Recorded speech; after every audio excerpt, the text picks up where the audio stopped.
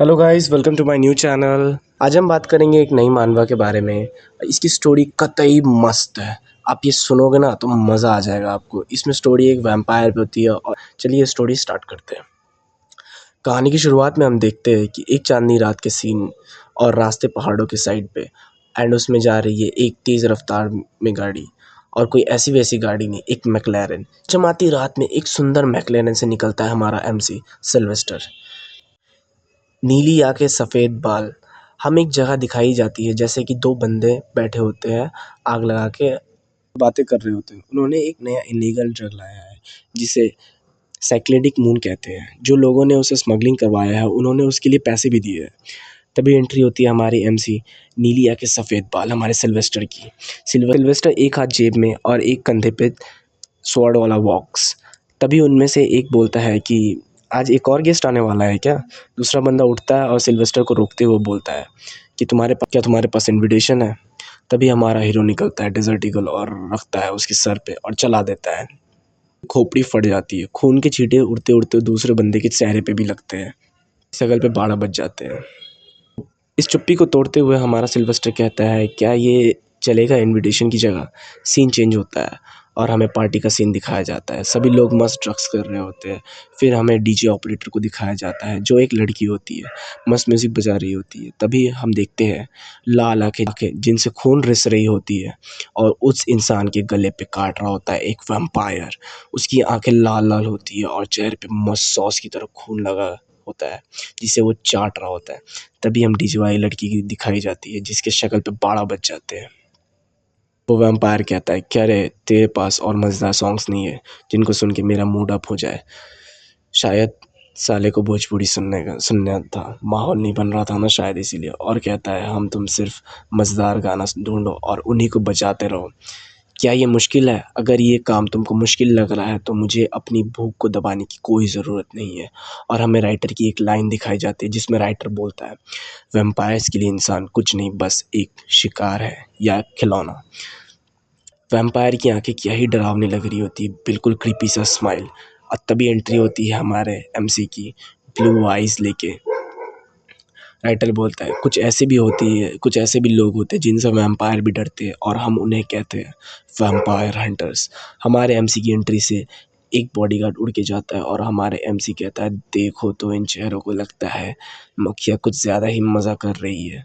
और क्या ही bad S panel है, वैम्पायर से ज़्यादा अपना एमसी वैम्पायर लग रहा है। बस दो साइड वाले दांतों की कमी है। तभी हमारा वैम्पायर्स में से एक कहता है, कौन हो तुम तो यहाँ नहीं बुलाए गए। हमारा एमसी दोबारा मस्त डेजर्ट ईगल निकालता है और फिर से सीधे सर पे गोली मारता है और कहता है, क्या रे तुमने मुझे दुखी कर दिया। मुझे पता चला कि तुम अपने माँ बाप के ट्रेसेस को ढूंढने में मुश्किल हो रही है जुकियो। हाँ, जुकियो उसी सॉस चाटने वाले का नाम है। बट अगर सोचा जाए जुकियो तुम्हारे उस माइटी मतलब स्ट्रॉन्ग एंड पावरफुल जुकियो पार्टी मेंबर्स के सामने ये तो कुछ नहीं है और तुम इन थर्ड क्लास गैंग्स से डील करने लगे। तुम्हारे वो मरे हुए जुकियो क्या बोलेंगे जब वो ये देखेंगे। वो तो रोने लगेंगे जबकि वो आज तक एक बार भी आंसू नहीं टपका है। हमारा जुकियो भाई की नसें फटने लगती है ये सब सुन के। हमारा जुकियो भाई कहता है, तो ये तुम हो वो लॉन्ग सिल्वर हेयर प्रिंस जिसे निकाल दिया गया है वेटिकन से, the true demon Hunter Sylvester. और एक डेविल से स्माइल देते हुए कहता है कि मैं आज की रात तुम्हारे खून से सजाऊंगा। और चेले चपाटे कुछ ज़्यादा ही जोश में आ जाते हैं। सिल्वेस्टर भाई भी कहता है, तुम्हारी खातिरदारी अच्छी नहीं लगती क्योंकि तुम्हारे पास पेरेंट्स जो नहीं है और वैम्पायर्स उस पर टूट पड़ते हैं। और हमें खून उड़ते हुए दिखाता है। गेस व्हाट, खून किसका? हमारे एमसी, ना नॉट पॉसिबल, वैम्पायर्स का। हमारा एमसी मस्त बैडास तरीके से खून उड़ाता हुआ। तभी हमारा एमसी बीच से अपनी स्वॉर्ड लेके निकलता है और कहता है, लगता नहीं है तुम्हारे पास ऐसी कोई इन्फॉर्मेशन है जो मुझे तुमसे चाहिए होगी, क्योंकि जैसे ही तुमने मुझे मारने का सोचा तभी तुम सारे नल्लों में से सबसे नल्ले बन गए। इसे सुनकर हमारे विलेन के पीछे लग गई आग और वो सीधा हमारे सिल्वेस्टर भाई पे किया अटैक। हमारे सिल्वेस्टर भाई मस्त अपना desert eagle Robin Hood style में घुमाते हैं, दाएं गोली चला देते हैं। एक दो गोली भले ही जोकियो भाई को लगती है लेकिन वो अपने हाथ को स्ट्रेच करके मॉन्स्टर वाले हाथों में बदल के सीधा हमला करता है हमारे सिल्वेस्टर भाई पे। और वो उस उसे डॉज करते हैं अपनी तलवार से और कहते हैं ओ मतलब तुम्हें बदलना भी आता है। हमारे जुकियो भाई अपना हाथ सिल्वेस्टर की बॉडी में घुसाने ही वाले थे कि सिल्वेस्टर भाई डेजर्ट गन निकाल के सीधा उसका हाथ ही बीच से गायब कर देते हैं और एक लात सीधा उस जुकियो भाई की बिस्किट्स पे मारते हैं। मुझे तो लगता है पक्का उसके बिस्किट्स क्रैक हो गए होंगे। उनके चेहरे देख के तो यही लगता है सीधा दीवार से टकराते हैं और जैसे ही धूल हटती है हम देखते हैं कि जुकियो भाई अपना लंबा हाथ लिए मस्त गिरे पड़े हैं और हमारा सिल्वेस्टर कहता है अपने एक दोस्त को कि तुम थोड़ा रुक नहीं सकते। हमें देखते एक नए चेहरे को, जियांग जुन। ये भी एक वैम्पायर हंटर है लेकिन मैं इसे जुन बुलाऊंगा। जुन भाई बॉडी से खून निकाल रहे होते हैं। इसका क्या इस्तेमाल होगा ये आगे हमें कहानी में पता चलेगा। हमारा एमसी पूछता है डियाक्युन का, ये भी एक कैरेक्टर है जो हमें आगे मिलेगा कहानी में। जुन भाई कहते हैं उसे भी मैं भर लूँगा और कहता है कि जुकियो पार्टी का पक्का कोई ना कोई कनेक्शन ज़रूर है सैंडॉग गैंग से। इतनी मस्त जगह उनके छुपने के लिए हमारे सिल्वेस्टर कहता है कैसा रहेगा तुम बकवास बंद करके जल्दी काम निपटाओ। तभी हम देखते हैं हमारे जुकियो भाई में पता नहीं कौन सी आत्मा आ जाती है। वो चिल्लाने लग जाता है। हमारा एमसी डेजर्टी गन निकालता है। जैसे ही शूट करता है जुकियो भागना शुरू कर देता है। उसे गोली लगती है तभी भी वो भागते रहता है और उछल कर आखिर वो गेट तोड़कर भाग ही जाता है और हमारा सिल्वेस्टर भाई उसके पीछे भागता है और फायर करता है। भाग गया, उसको जाने दो, वैसे भी इतनी चोटों के साथ वो मारा ही जाएगा। हमारा एमसी कहता है तुम अगर ऐसे ही बात करते रहोगे ना तो मैं ही तुम्हें एक दिन पक्का मार दूंगा। जुन भाई कहते हैं क्या ही डरावना जोक था और कहता है पूरी कोशिश करूँगा ये सब साफ़ करने में और वो यहाँ से निकल जाता है। हमारा एमसी कहता है ये बहुत ही कॉम्प्लिकेटेड होता जा रहा है, सच्ची थोड़ी थोड़ी ये गोजो वाली वाइब दे रहा है। मैं ऐसे क्यों कह रहा हूँ तुम्हें आगे पता चलेगा। सिल्वेस्टर भाई चांद की तरफ देखते हैं और सोचता है वो अपना दिमाग खो चुका है इसका मतलब। और सीन शिफ्ट होता है और हमें एक बाइकर्स का ग्रुप दिखाया जाता है और उनके पीछे होती है पुलिस की गाड़ी। रुक जाओ तुम सब और धीरे कर लो गाड़ी, जीना चाहते हो तो। तभी एक लड़की अपने मित्र का औजार अपने हाथों से दिखाते हुए कहती है तो तुम ही मार दो ना हमें। मिलता है हमारा न्यू एमसी हान सेगन और कहता है आज कोई बनेगा बलि का बकरा इस चांदनी रात के लिए। मेरी ज़िंदगी में कुछ खास तकलीफ़ें नहीं है। मेरे पास एक घर है, गार्डन है, मेरे पापा एक बिजनेसमैन है, मेरी माँ एक हाउसवाइफ है, मेरा बड़ा भाई मॉडल स्टूडेंट है और हमारे पास एक डॉग भी है, गोल्डन रिट्रीवर, जिसका नाम है जियान डार्क। इसको अब हम डार्क बोलेंगे क्योंकि मैं नहीं चाहता एक नाम के चलते पूरा वीडियो ख़राब हो। तभी हमें बाइकर के ग्रुप को दिखाया जाता है और हमारा एमसी कहता है मैं पढ़ाई में भी अच्छा नहीं हूँ और किसी भी चीज़ में नहीं, मैं इसलिए अपनी रोज़मर्रा की ज़िंदगी से भागना चाहता हूँ। वो लड़की चिल्लाती है जान वो अभी भी हमारे पीछे है, हम कैसे उनसे पीछा छुड़ाएंगे। लड़का कहता है तुम थोड़ा हिलना बंद करो और शांति से बैठ जाओ। तभी हम देखते हैं हमारा हान भाई को जो अपनी गाड़ी की रेस देते हुए पूरे ग्रुप से अलग निकल जाता है और बाइक के साथ ब्रिज से छलांग लगा देता है। उनका ग्रुप पूरा शॉक, ये हान को क्या हो गया। और मस्त ड्रिफ्ट मारते हुए हान उन लोगों की तरफ देखता है और ग्रुप से एक बंदा कहता है हे हान तुम भाग रहे हो अकेले। हमारे हान भाई कहते हैं उस समय मेरे लिए सिर्फ अपनी रोज़मर्रा की ज़िंदगी से भागना था। तभी हान भाई अपने घर पहुंचते हैं और गेट खोलते ही उन्हें अजीब सी स्मेल आना शुरू हो जाती है और जूते पे भी खून लग जाता है। लाइट्स भी ऑफ होती है और ये स्मेल बिल्कुल किसी सड़ी हुई मछली की तरह आ रही थी। हान को लगता है पक्का कोई ना कोई उनके घर आया होगा। वो एक लाठी लेके आगे बढ़ता है मॉम डैड चिल्लाते हुए कोई है क्या यहाँ। तभी अचानक उसका कुत्ता बार्क उस पर हमला करता है। वो लकड़ी को हान बार्क के मुंह में लगा देता है और खुद को कटवाने से बचा पाता है। उसका कुत्ता बिल्कुल किसी मॉन्स्टर की तरह लग रहा था। हान उसे दूर झटकता है, उसे दिखाई देता है कि एक मॉन्स्टर जो कि उसका डॉग बार्क बन चुका था। बार्क उस पे झपट्टा मारता है लेकिन हान सीधा बार्क के सर पे मारता है और मारते मारते उसके प्यारे से बार्क का काम ख़त्म कर देता है। तभी उसे उसकी माँ और बाप दिखाई देते हैं जो कि खून में लथपथ होकर गिरे हुए थे। हान का चेहरा आंसुओं से भर जाता है और वो रो पड़ता है और कहता है बार्क मॉम एंड डैड इनको क्या हो गया, ये पूरी दुनिया में मेरे घर में ही ऐसा क्यों हुआ। सेकेंड फ्लोर, क्या वो अभी वहीं है। सेकेंड फ्लोर में डैड की हंटिंग गन है लाइब्रेरी में, वहाँ वो देखता है उसका भाई गिरा पड़ा है, उसका एक हाथ नहीं है और उसके सामने वो गन गिरी पड़ी है।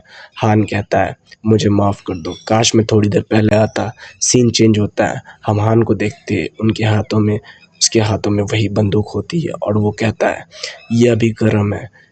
पक्का ये गन अभी उसने यूज़ की होगी, लेकिन उस शिकारी ने ये गन क्यों छोड़ दी? उसे क्या लगता है मैं यूज़ नहीं कर पाऊंगा, मैं उसे मार नहीं पाऊंगा? हम सीधे ही सीढ़ी से ऊपर जाते हुए देखते हैं और उसे कुछ आवाज़ आती है, वो सीधा बंदूक तान देता है। लेकिन जो वो देखता है वो इस दुनिया से परे थी, एक मॉन्स्टर का हाथ, उसके बाद उसका शरीर। वो मॉन्स्टर अपनी लंबी सी जीभ निकालता है, चिल्लाता है और हान वही सुन पड़ जाता है। वो सीन उसके लिए ऐसा था जैसा जब हम अपने फेवरेट सेलिब्रिटी को अपने सामने देखते हैं, या जब कोई बेहुदा मजाक सुनते हैं, तब जैसा शौक वाला चेहरा बनता है। वही इमोशन हान का दिमाग में दौड़ रही थी। तभी उस मॉन्स्टर का शरीर हमें दिखाया जाता है। लाल आंखें, बहुत डरावना दिख रहा था, कसम से हान की आंखों में डर साफ दिखता है। तभी मॉन्स्टर हान पे हमला करता है। हान उस पर गन तान देता है और गोली चलाता है, लेकिन गोली उसको मिस हो जाती है। एक हाथ सीधा पड़ता है हान के शरीर पे। हान उड़ता हुआ सीधा तोड़ते हुए दूर गिरता है, जमीन पे हाथ घिसते हुए उठने की कोशिश करता है। उसे लगता है उसका एक शोल्डर डिसलोकेट हो जाता है। वो सोचता है क्या मुझे भाग जाना चाहिए और पुलिस को बुलाना चाहिए या किसी पड़ोसी को, लेकिन उस समय उसका दिमाग ठीक से काम नहीं कर रहा था।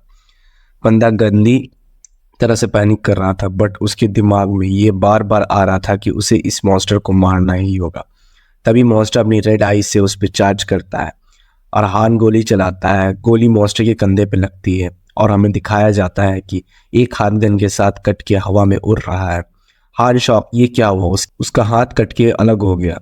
उसकी आंखों में पूरा दर्द दिखता है और मॉन्स्टर उसे अपने हाथों से उसका सर पकड़ के हवा में उठा देता है। हान की आंखों से आंसू नदी की तरह बह रही होती है। उसे रिग्रेट हो रहा होता है कि मॉन्स्टर जिसने मेरी पूरी फैमिली मारी, मैं इसका कुछ नहीं कर पाया। मुझे माफ कर दो mom, dad, Young and Bart. तभी प्लॉट ट्विस्ट, एक गोली चलती है सीधा मॉन्स्टर के हाथ अलग, जिस हाथ से वो हान को उठा रखा था। मॉन्स्टर अपना हाथ पकड़ता है और उसमें से खून पानी की तरफ बह रहा होता है। तभी हमें एक बंदे की एंट्री दिखाई जाती है जो कि कांच तोड़ के आ रहा होता है और वो मॉन्स्टर पूरे गुस्से में उसकी तरफ देख रहा होता है। डेजर्ट ईगल निकालता है और फायर करता है, उस मॉन्स्टर को छल्ली छल्ली कर देता है। हमारा एमसी जमीन पे लेट कर ये सब देख रहा होता है। तभी मॉन्स्टर उस बंदे पे हमला करता है। अब हमें उस बंदे का चेहरा दिखाया जाता है, नन अदर हमारा सिल्वेस्टर। वो अपना ब्लेड निकालता है और स्ट्राइक मारता है सामने की तरफ। और हीरो की बात है तो डायलॉग तो बनता है, कहता है तुम्हें पहले ही मर जाना चाहिए था, इतनी मुश्किल नहीं बढ़ानी चाहिए थी। और हमें पता चलता है कि ये वही जूकियो भाई है जो कि भाग के यहाँ आ गए थे हान के घर। फिर हमें कते बैडस पैनल दिखाया जाता है, उसकी बॉडी पड़ी है, उसमें से ब्लू ऑरा निकल रहा होता है और सिल्वेस्टर भाई हमारे वहीं खड़े होते हैं अपनी स्वॉर्ड लेके। तभी हान को दिखाया जाता है जो कि ज़मीन पे पड़ा होता है, ज़ोर ज़ोर से सांसें ले रहा होता है। तभी हमारा सिल्वेस्टर भाई अपनी स्वॉर्ड उसके गले पे रखता है और कहता है तुम्हें जितना ब्लेम करना है मुझे करो, बट मैं किसी भी बंदे को छोड़ नहीं सकता। क्यों नहीं छोड़ सकता ये हम आगे पता चलेगा। हमें सिल्वेस्टर भाई की आंखें दिखाई जाती है, बिल्ली और गोजो भाई की आंखों से मिलाकर बनाई गई है लगता है। हमें दूसरी जगह दिखाते हैं हान का हाथ कट के गन के साथ गिरा पड़ा है। तभी हान कॉन्शियस हो रहा होता है, उसकी आंखें बंद हो रही होती है और वो पूछता है क्या वो गन तुम्हारी थी, और बेहोश हो जाता है। सिल्वेस्टर के दिमाग में अभी ये बात आती है कि ये एक बर्बादी होगी अगर मैं इसको मार दूंगा। अब ये उसे मारता है कि नहीं ये तो हमें आगे पता चलेगा। सीन चेंज होता है, सुबह हो जाती है और हान के घर पे पुलिस आ जाती है। पुलिस कहती है यहाँ हमें एक सर्वाइवर मिला है, जल्दी किसी को भेजो। यहाँ हम हान को दिखाया जाता है जिसकी आंखें खुलती है और मिराकल मिराकल उसका हाथ जुड़ जाता है। वह लोग स्ट्रेचर लेकर पहुँचते हैं और कहते हैं मेरी विश पूरी हो गई। सीन चेंज होता है, हमें एक न्यूज़ चैनल से दिखाया जाता है। एक न्यूज़ रिपोर्टर हमें बताता है कुछ हफ्ते पहले हुए घटना में एक फैमिली मरती है, ये घटना के कारण सभी लोगों में डर का माहौल है। दूसरी न्यूज़ रिपोर्टर कहती है क्या तुम उसी फैमिली की बात कर रही हो जिसे उनके पालतू कुत्ते ने मार दिया? बट क्या उस फैमिली को कुत्ते ने मारा या सर्वाइवर ने, क्योंकि उसके पास उस सीन में शॉर्ट गन थी। ऐसा भी हो सकता है कि उस सर्वाइवर ने पूरी फैमिली को मार दिया। आप सबको बता दो ये बातें हान की फैमिली के बारे में ही हो रही है। हमें उसके एक स्कूल के फ्रेंड को दिखाया जाता है जो कहता है उसका भाई बहुत स्मार्ट था, तुम्हें नहीं लगता कि उसने ये जेलसी से मार दिया होगा? तभी उस चैनल पे उस बाइकर को, दोस्त को दिखाया जाता है, वो जो कहता है वो सही बाइकर था, वो एक ठग नहीं हो सकता। तभी रिपोर्टर कहता है कुछ तो उसके बारे में अजीब है। तभी सीन चेंज होता है, हमें एक कैमरामैन को दिखाया जाता है जो कि हान की फोटो ले रहा है। हान कहता है मैं कभी इतने चेहरे नहीं देखा, पूरी जगह कैमरामैन एंड रिपोर्टर से भरी होती है। रिपोर्टर्स कह रहे होते हैं तुम फ्रीली बता सकते हो उस दिन क्या हुआ था? क्या तुमने उन्हें मारा और तुमने उन्हें किसी रीजन की वजह से मारा? तुमने क्या अपने पूरे फैमिली को मारा? ऐसा लग रहा था जैसा रिपोर्टर्स कुछ छुपा हुआ राज ढूंढना चाहते थे। एक रिपोर्टर उसके सामने आ जाता है और कहता है कुछ तो बोलो। उसके मन उस मॉन्स्टर की मेमोरी फ्लैश होती है। वो मॉन्स्टर कह रहा होता है तुम ही तो चाहते थे अपनी रोजमर्रा की जिंदगी से छुटकारा पाना, और तुम ही तो वो हो जिसकी फैमिली जब मर रही थी तब तुम बाइक चला रहे थे। क्या तुम्हें नहीं लगता तुम्हारा गुस्सा होना भी जायज़ है? हमारा एमसी नहीं नहीं चिल्लाता हुआ भाग जाता है। उसे पता भी नहीं होता है वो चीज़ क्या थी जिसके चलते वो भाग रहा है। उसे कुछ भी याद नहीं है उस रात क्या था, कौन था वो आदमी, कौन था वो मॉन्स्टर, कौन था। उसे ये तक नहीं पता उस दिन हुआ क्या था। वो सच भी नहीं, वो सच था भी या नहीं ये भी नहीं पता। जब वो उठता है उस दिन वो मॉन्स्टर की बॉडी वहाँ नहीं थी। बॉडी गायब हो चुकी थी, वो भी बिना किसी निशान की। ऐसा लग रहा था उसको कि जो कुछ भी उस दिन हुआ वो कभी हुआ ही नहीं। वो सब कुछ भूल चुका है, वो मॉन्स्टर, वो इंसान, वो सब कुछ। सीन चेंज होता है और हमें दिखाया जाता है वो हान वही कोने में बैठा होता है जहां उसकी बॉडी मिली थी। ये कुछ ऐसी चीज़ें हैं जिस पे कोई भी बिलीव नहीं करेगा। वो अपने आप को उस घर में भी बंद नहीं कर पा रहा था जहां उसके साथ ऐसा कुछ हुआ था। फिर हम देखते हैं वो बाहर निकलता है बट वो सबसे छुपा छुपा रहता है। फिर हम देखते हैं वो अपनी गैरेज में जाता है और बाइक को देखता है, बाइक लेकर गेड़ियां मारने निकल जाता है। पूरी तेजी से बाइक चला रहा होता है। तभी वो एक जगह पे पहुंचता है और हेलमेट उतारता है तो एक खूबसूरत नज़ारा दिखाया जाता है। पूरा शहर क्या ही दिख रहा होता है। तभी हान को कुछ दिखाई देता है और हान शॉक हो जाता है। ये और कोई नहीं, हमारा ये जो सिल्वेस्टर होता है। सिल्वेस्टर चलते हुए हान की तरफ आता है और हान दौड़ के उसके रास्ता रोकता है और कहता है क्या तुम ही थे उस रात जो मेरे घर आए थे? क्या तुम ही ने उस मॉन्स्टर को मारा था? हमारा सिल्वेस्टर उसे चुप रहने को कहता है और गुस्से से उसे देखता है और कहता है तुम सबके लिए बहुत परेशानी खड़ी कर रहे हो। मैंने कहा ना तुमसे आधी रात को मत चिल्ला। हान पूछता है आखिर कौन हो तुम और वो मॉन्स्टर क्या था?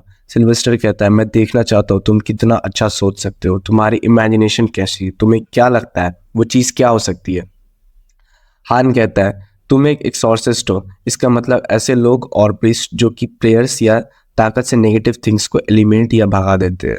हाँ तुम ऐसा कह सकते हो। हान पूछता है वो चीज़ क्या थी, एक मॉन्स्टर या वैम्पायर? सिल्वेस्टर कहता है वैम्पायर। हान चेहरे का रंग उड़ जाता है। सिल्वेस्टर कहता है अगर तुम्हें इतना पता चल ही गया है तो मैं सीधे पॉइंट पे आता हूँ। तुमने उसका ब्लड पिया उस वैम्पायर का, क्योंकि उस मॉन्स्टर के एक बूंद खून से भी कोई उसकी तरफ बन सकता है। हाँ मैंने जब उसको गोली मारी थी तब उसके खून के छींटे मेरे पे आ गिरे थे। अब तुम मुझसे ये मत कहना कि मैं अब वैम्पायर बन जाऊंगा। सिल्वेस्टर कहता है ये हो भी सकता है अगर उसका खून तुम्हारे अंदर गया हुआ या तुमने पिया हो। तो हान की शक्ल पे 12 बज जाते हैं। हान पूरा शौक और डर में चला जाता है। तो इसका मतलब ये है कि ये जो हाथ जुड़ा है ये उसी ने जोड़ा है। सिल्वेस्टर उसको बीच में टोकते हुए कहता है कि नहीं ये हाथ मैंने जोड़ा था। हान कहता है कुछ भी बकवास मत करो, ऐसा हो ही नहीं सकता। सिल्वेस्टर कहता है तो तुम्हें क्या लगता है, तुमने देखा वो बकवास नहीं है? हान कहता है इसका मतलब यहाँ इस दुनिया में अभी भी वैम्पायर है। हान कहता है होंगे ही तो ये तुम्हारे जाने की चीज़ नहीं है, चुपचाप अपनी नॉर्मल लाइफ में वापस चले जाओ। हान का गुस्सा फिर पड़ता है क्या तुम्हें लगता है ये इतना आसान है और ये पॉसिबल भी है? अपना सब कुछ खो दिया है, कैसे कैसे मैं अपनी नॉर्मल लाइफ में वापस जा सकता हूँ? सिल्वेस्टर उसे कॉलर से उठा लेता है और कहता है मैंने कहा ना तुमको आधी रात में नहीं चिल्लाने। और तुम्हें क्या लगता है तुम ही अकेले इंसान हो जिसके साथ ऐसा हुआ है, जो कि सफ़र कर रहा है?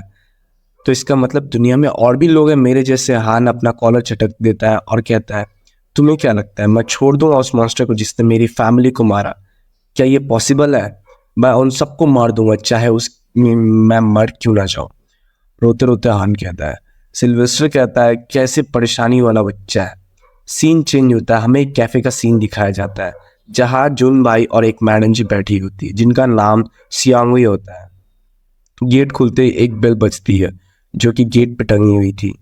जून भाई कहते हैं, आ गए सिल्वेस्टर, ये कौन है तुम्हारे साथ? जून कहता है, तो तुम ही हो वो बच्चा जो उस दिन इंसिडेंट में बच गया था। सिल्वेस्टर बोलता है, जून मैंने तुम्हें जो काम दिया था उसका क्या हुआ? जून बोलता है, शायद वो बंदा कोड़िए से भाग निकला। ये हो क्या रहा है? तुम उसे ट्रैक करते करते उसे हर बार भगा कैसे देते हो? जून कहता है, जो भी हो तुम ये बताओ, तुम ये बच्चा को यहाँ क्यों ले आए? ये बच्चा बहुत ही फिल्मी लगता है, अभी हमें इसे ये सब से शामिल नहीं कर सकते। सिल्वेस्टर कहता है, तुम्हें तो पता चल ही गया होगा अभी तक कि आम इंसान के लिए वैम्पायर से लड़ना नामुमकिन है। अगर तुम एक सेकंड में भी भटक जाओगे तो एक वैम्पायर तुम्हारी हड्डियों का चूरमा बना सकता है और तुम्हें जिंदा खा सकता है। तो हमारा हान पूछता है, तो हम उनसे कैसे लड़ेंगे? सिल्वेस्टर एक ड्रग दिखाता है और बताता है, इसे साइक्लिडिक मून कहते हैं। अगर ह्यूमंस को वैम्पायर से फाइट करना है तो ये कंज्यूम करना ही होगा। अगर हम ये कंज्यूम करेंगे तो हमारा दर्द सहने की एबिलिटी बढ़ जाएगी और हमारी रॉ स्ट्रेंथ कई गुना बढ़ जाएगी। और इसे हम जितना यूज़ करेंगे उतना ज़्यादा तुम्हारी बॉडी वैम्पायर बनती जाएगी। ज़्यादा कंजम्पशन से तुम खुद ही मर जाओगे, और अगर थोड़ी सी भी ऊंच नीच हो गई तो तुम बिल्कुल उन्हीं की तरफ बन जाओगे। क्या तुम अभी भी अपना बदला लेना चाहते हो? मैं कह रहा हूँ तुमसे, अगर तुम अभी भी इस डार्कनेस में आना चाहते हो, जान लो तुम वापस कभी रियलिटी में नहीं जा पाओगे। हान कहता है, मैं ऐसा भी अब वापस नहीं जा सकता, और सिल्वेस्टर के हाथ से वो दवाई छीन की कोशिश करता है। तो सिल्वेस्टर कहता है, तुम्हें किसने कहा कि तुम अभी इसको कंज्यूम कर सकते हो? तुम्हें इंतज़ार करना होगा। तभी एंट्री होती है हमारे एक नए कैरेक्टर की, सॉन्ग डियाओ की। अब हम सॉन्ग बोलेंगे और सॉन्ग कहता है, ये बच्चा में बहुत दम है। सिल्वेस्टर कहता है, सॉन्ग मैं इसे तुम पर छोड़ रहा हूँ, इसको उस पॉइंट तक पहुंचा देना कि ये मरे ना। और सॉन्ग कहता है, तुमको मैं कैसे मना कर सकता हूँ? और वो हान को वेलकम करता है इस मैड मून की दुनिया में। और सिल्वेस्टर सियांगवी को कहता है कि तुम मेरे लिए जल्दी से जल्दी एक बोट अरेंज करो मैक्सिको की। हान उसके पीछे जाता है और कहता है, क्या तुम मेरे मेंटोर नहीं बनोगे?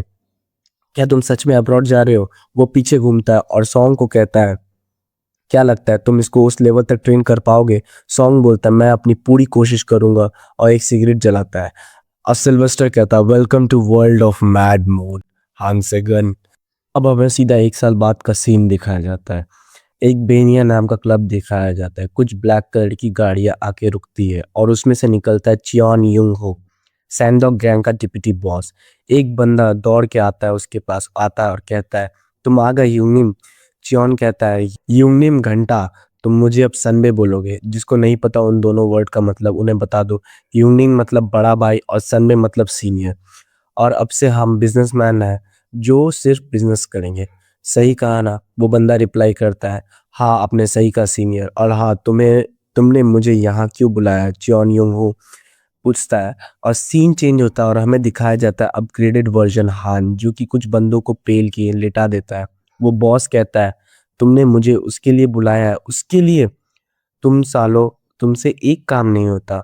और एक बंदे उसे माफी मांगता है, हमें माफ कर दीजिए सीनियर, और पूछता है, क्या ये वही है जिसने हमारे पूरे हाइडआउट का गेम बजा दिया है?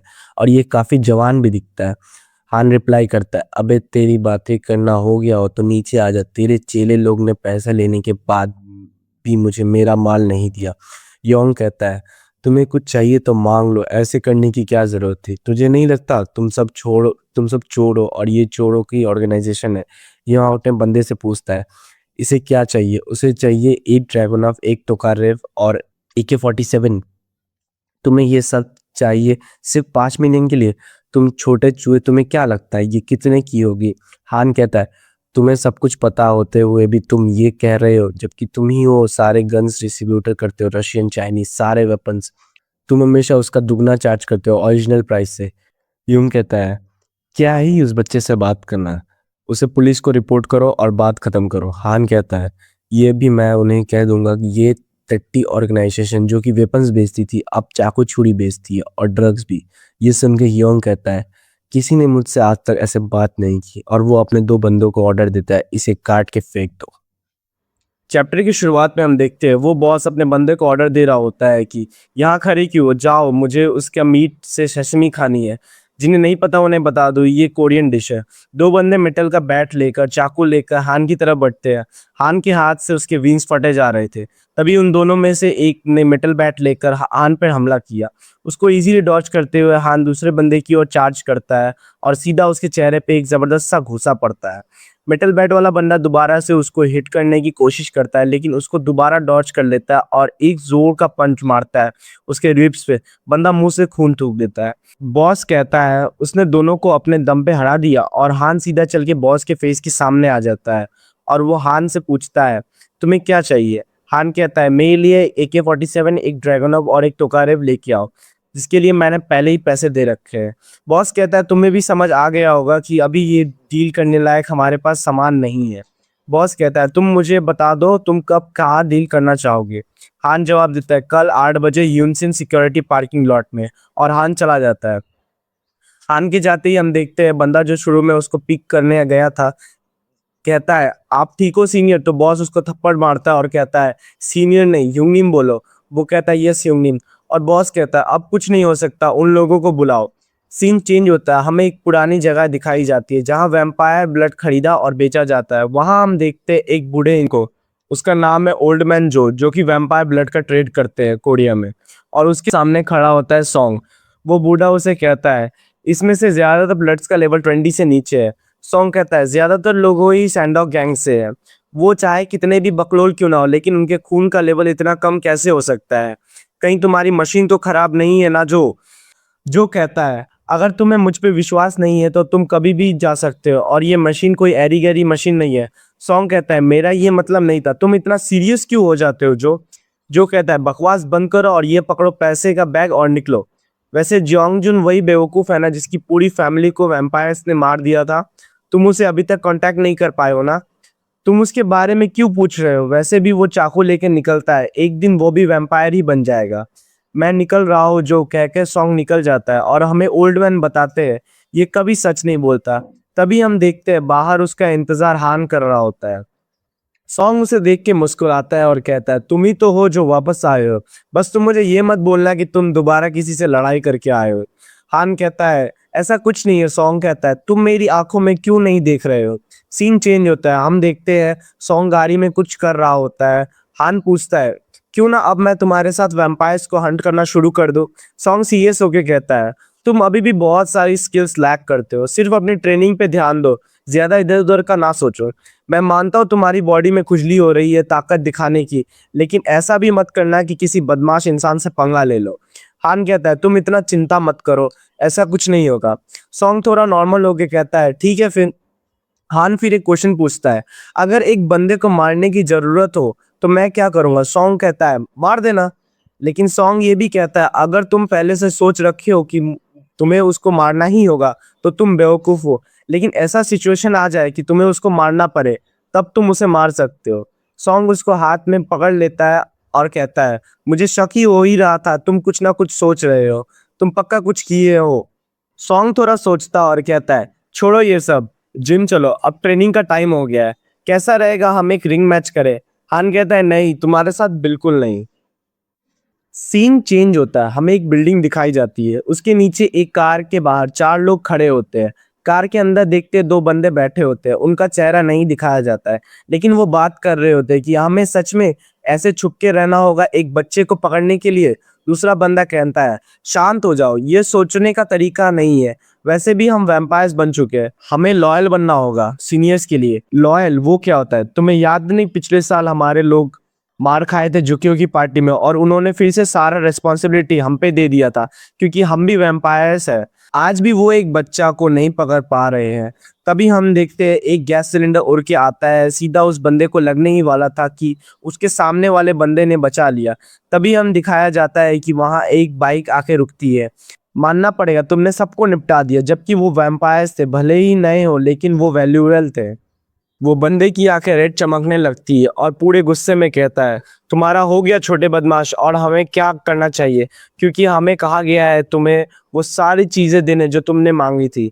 हान कहता है तुम्हें इतने सोचने की जरूरत नहीं है, वैसे भी मैं उन चीजों को ले ही लूंगा। तभी हमारा हान बाइक पे बैठता है और कहता है, तुम एक बुली से और क्या ही एक्सपेक्ट कर रहे हो, लेकिन मैं तुम्हारा वैम्पायर वाले दांत निकाल के बेच दूंगा, उसे मुझे अच्छा दाम मिलेगा। सीन चेंज होता है, हमें जिम का सीन दिखाया जाता है जहाँ पे वो सॉन्ग हान प्रैक्टिस कर रहे होते हैं। तभी सॉन्ग कहता है, तुम्हारे फैमिली को जिस वैम्पायर ने मारा उसका सैंडॉग गैंग से कोई रिश्ता था। वो उसको प्रैक्टिस पंच मारते हुए कहता है, इसका मतलब उस वैम्पायर का सैंडॉग गैंग से कुछ रिश्ता था। सॉन्ग उसे डॉच करता है और एक पंच उसकी तरफ चलाता है। हान उसे डॉच करता है और सीधा एक पंच सॉन्ग के रिब्स पे मारता है। सॉन्ग कहता है, नॉट बैड नॉट बैड। तुम्हें पता है सिल्वेस्टर को ट्रू डीमन हंटर क्यों कहते हैं? हान कहता है, तुम अभी ये सब बातें क्यों कर रहे हो? सॉन्ग उसे अपनी तरफ आने का इशारा करते हुए कहता है, क्योंकि उसने ही ट्रू डीमन जुकियो को मारा था। हान फिस्ट टकराते हुए कहता है, ट्रू डीमन जुकियो ये क्या है? तुम्हें नहीं लगता तुमने बहुत सारी कहानी को स्किप कर दिया है? सॉन्ग उसके पंचेस को डॉच करते हुए कहता है, ट्रू डीमन एक पावरफुल वैम्पायर था जो कि हजारों वैम्पायर से ऊपर था। ये ऐसा वैम्पायर है जिनकी बॉडी बहुत ही जल्दी रीजनरेट होती है। जितनी जल्दी सूरज उसको डैमेज करेगा उससे दुगनी तेजी से वो रीजनरेट होते हैं और वो दिन में भी आराम से बाहर निकल सकते हैं। और इस तरह के ट्रू डीमंस क्लैन भी सबसे फेमस क्लैन था, जुकियो क्लैन। तभी हान के चेहरे पे एक किक पड़ती है और हान दूर जाकर गिरता है। हमें हान को नीचे गिरा हुआ दिखाया जाता है और सॉन्ग कहता है, जुकियो के मरने के बाद उसका क्लैन कोलैप्स कर गया। हान गिरे हुए ही पूछता है, इसका मतलब ये है कि बाकी के बचे हुए जुकियो क्लैन के जो मेंबर्स हैं उन्होंने सनडॉग गैंग से हाथ मिला लिया है। सॉन्ग उसे हाथ बताते हुए कहता है, तुमने सही समझा, ताकि वो अपने जुकियो के ट्रेसेस को ढूंढ पाए। हान उसका हाथ पकड़ के उठता है, पूछता है, ट्रेसेस क्या?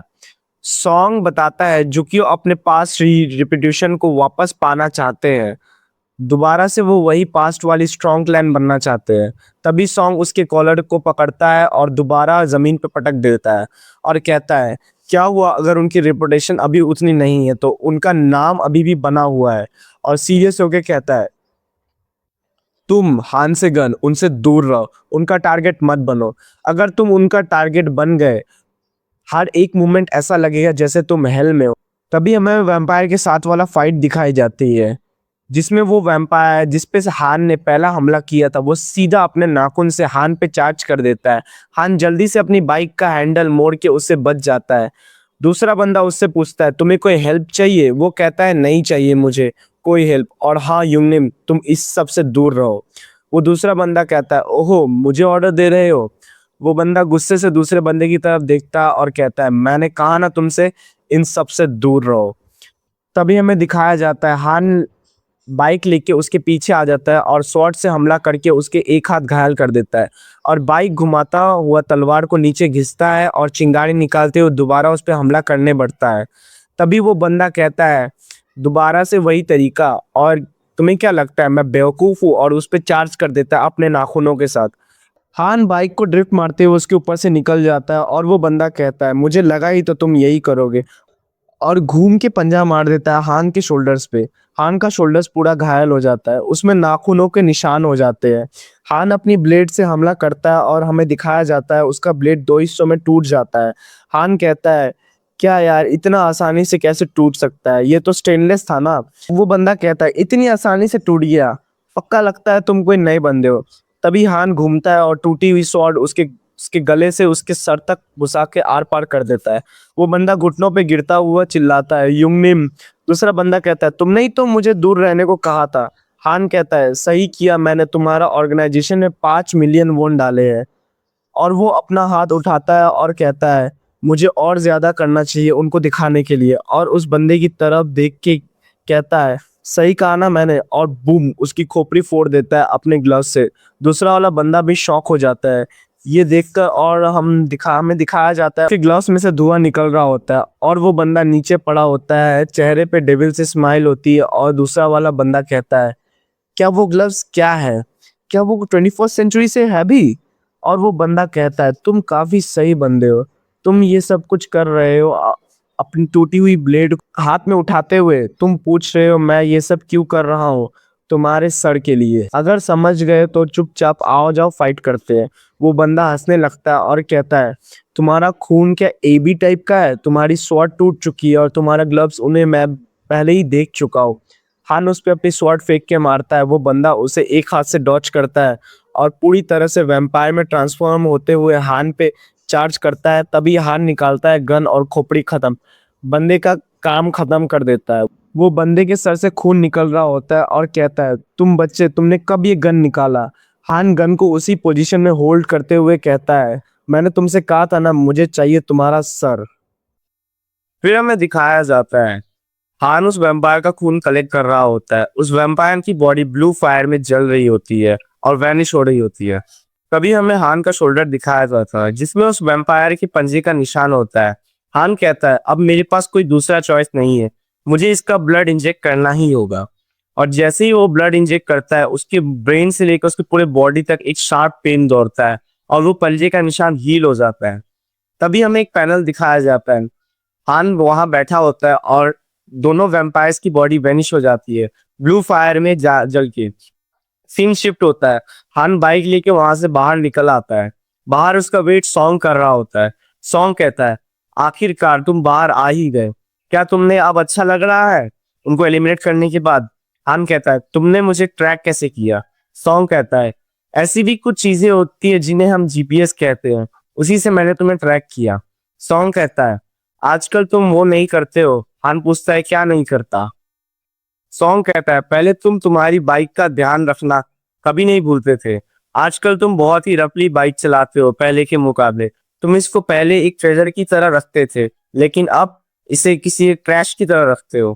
हान कहता है, तुम अपना काम करो और बाइक लेके निकल जाता है। सीन चेंज होता है। हमें एक जगह का सीन दिखाया जाता है जहां हमें वो सैंडॉग गैंग के डिप्टी बॉस और उसके चेले को दिखाया जाता है। और एक बंदा कह रहा होता है, तुम लोग कह रहे हो उसने सबको हरा दिया जबकि हमने 5 लोगों को भेजा था।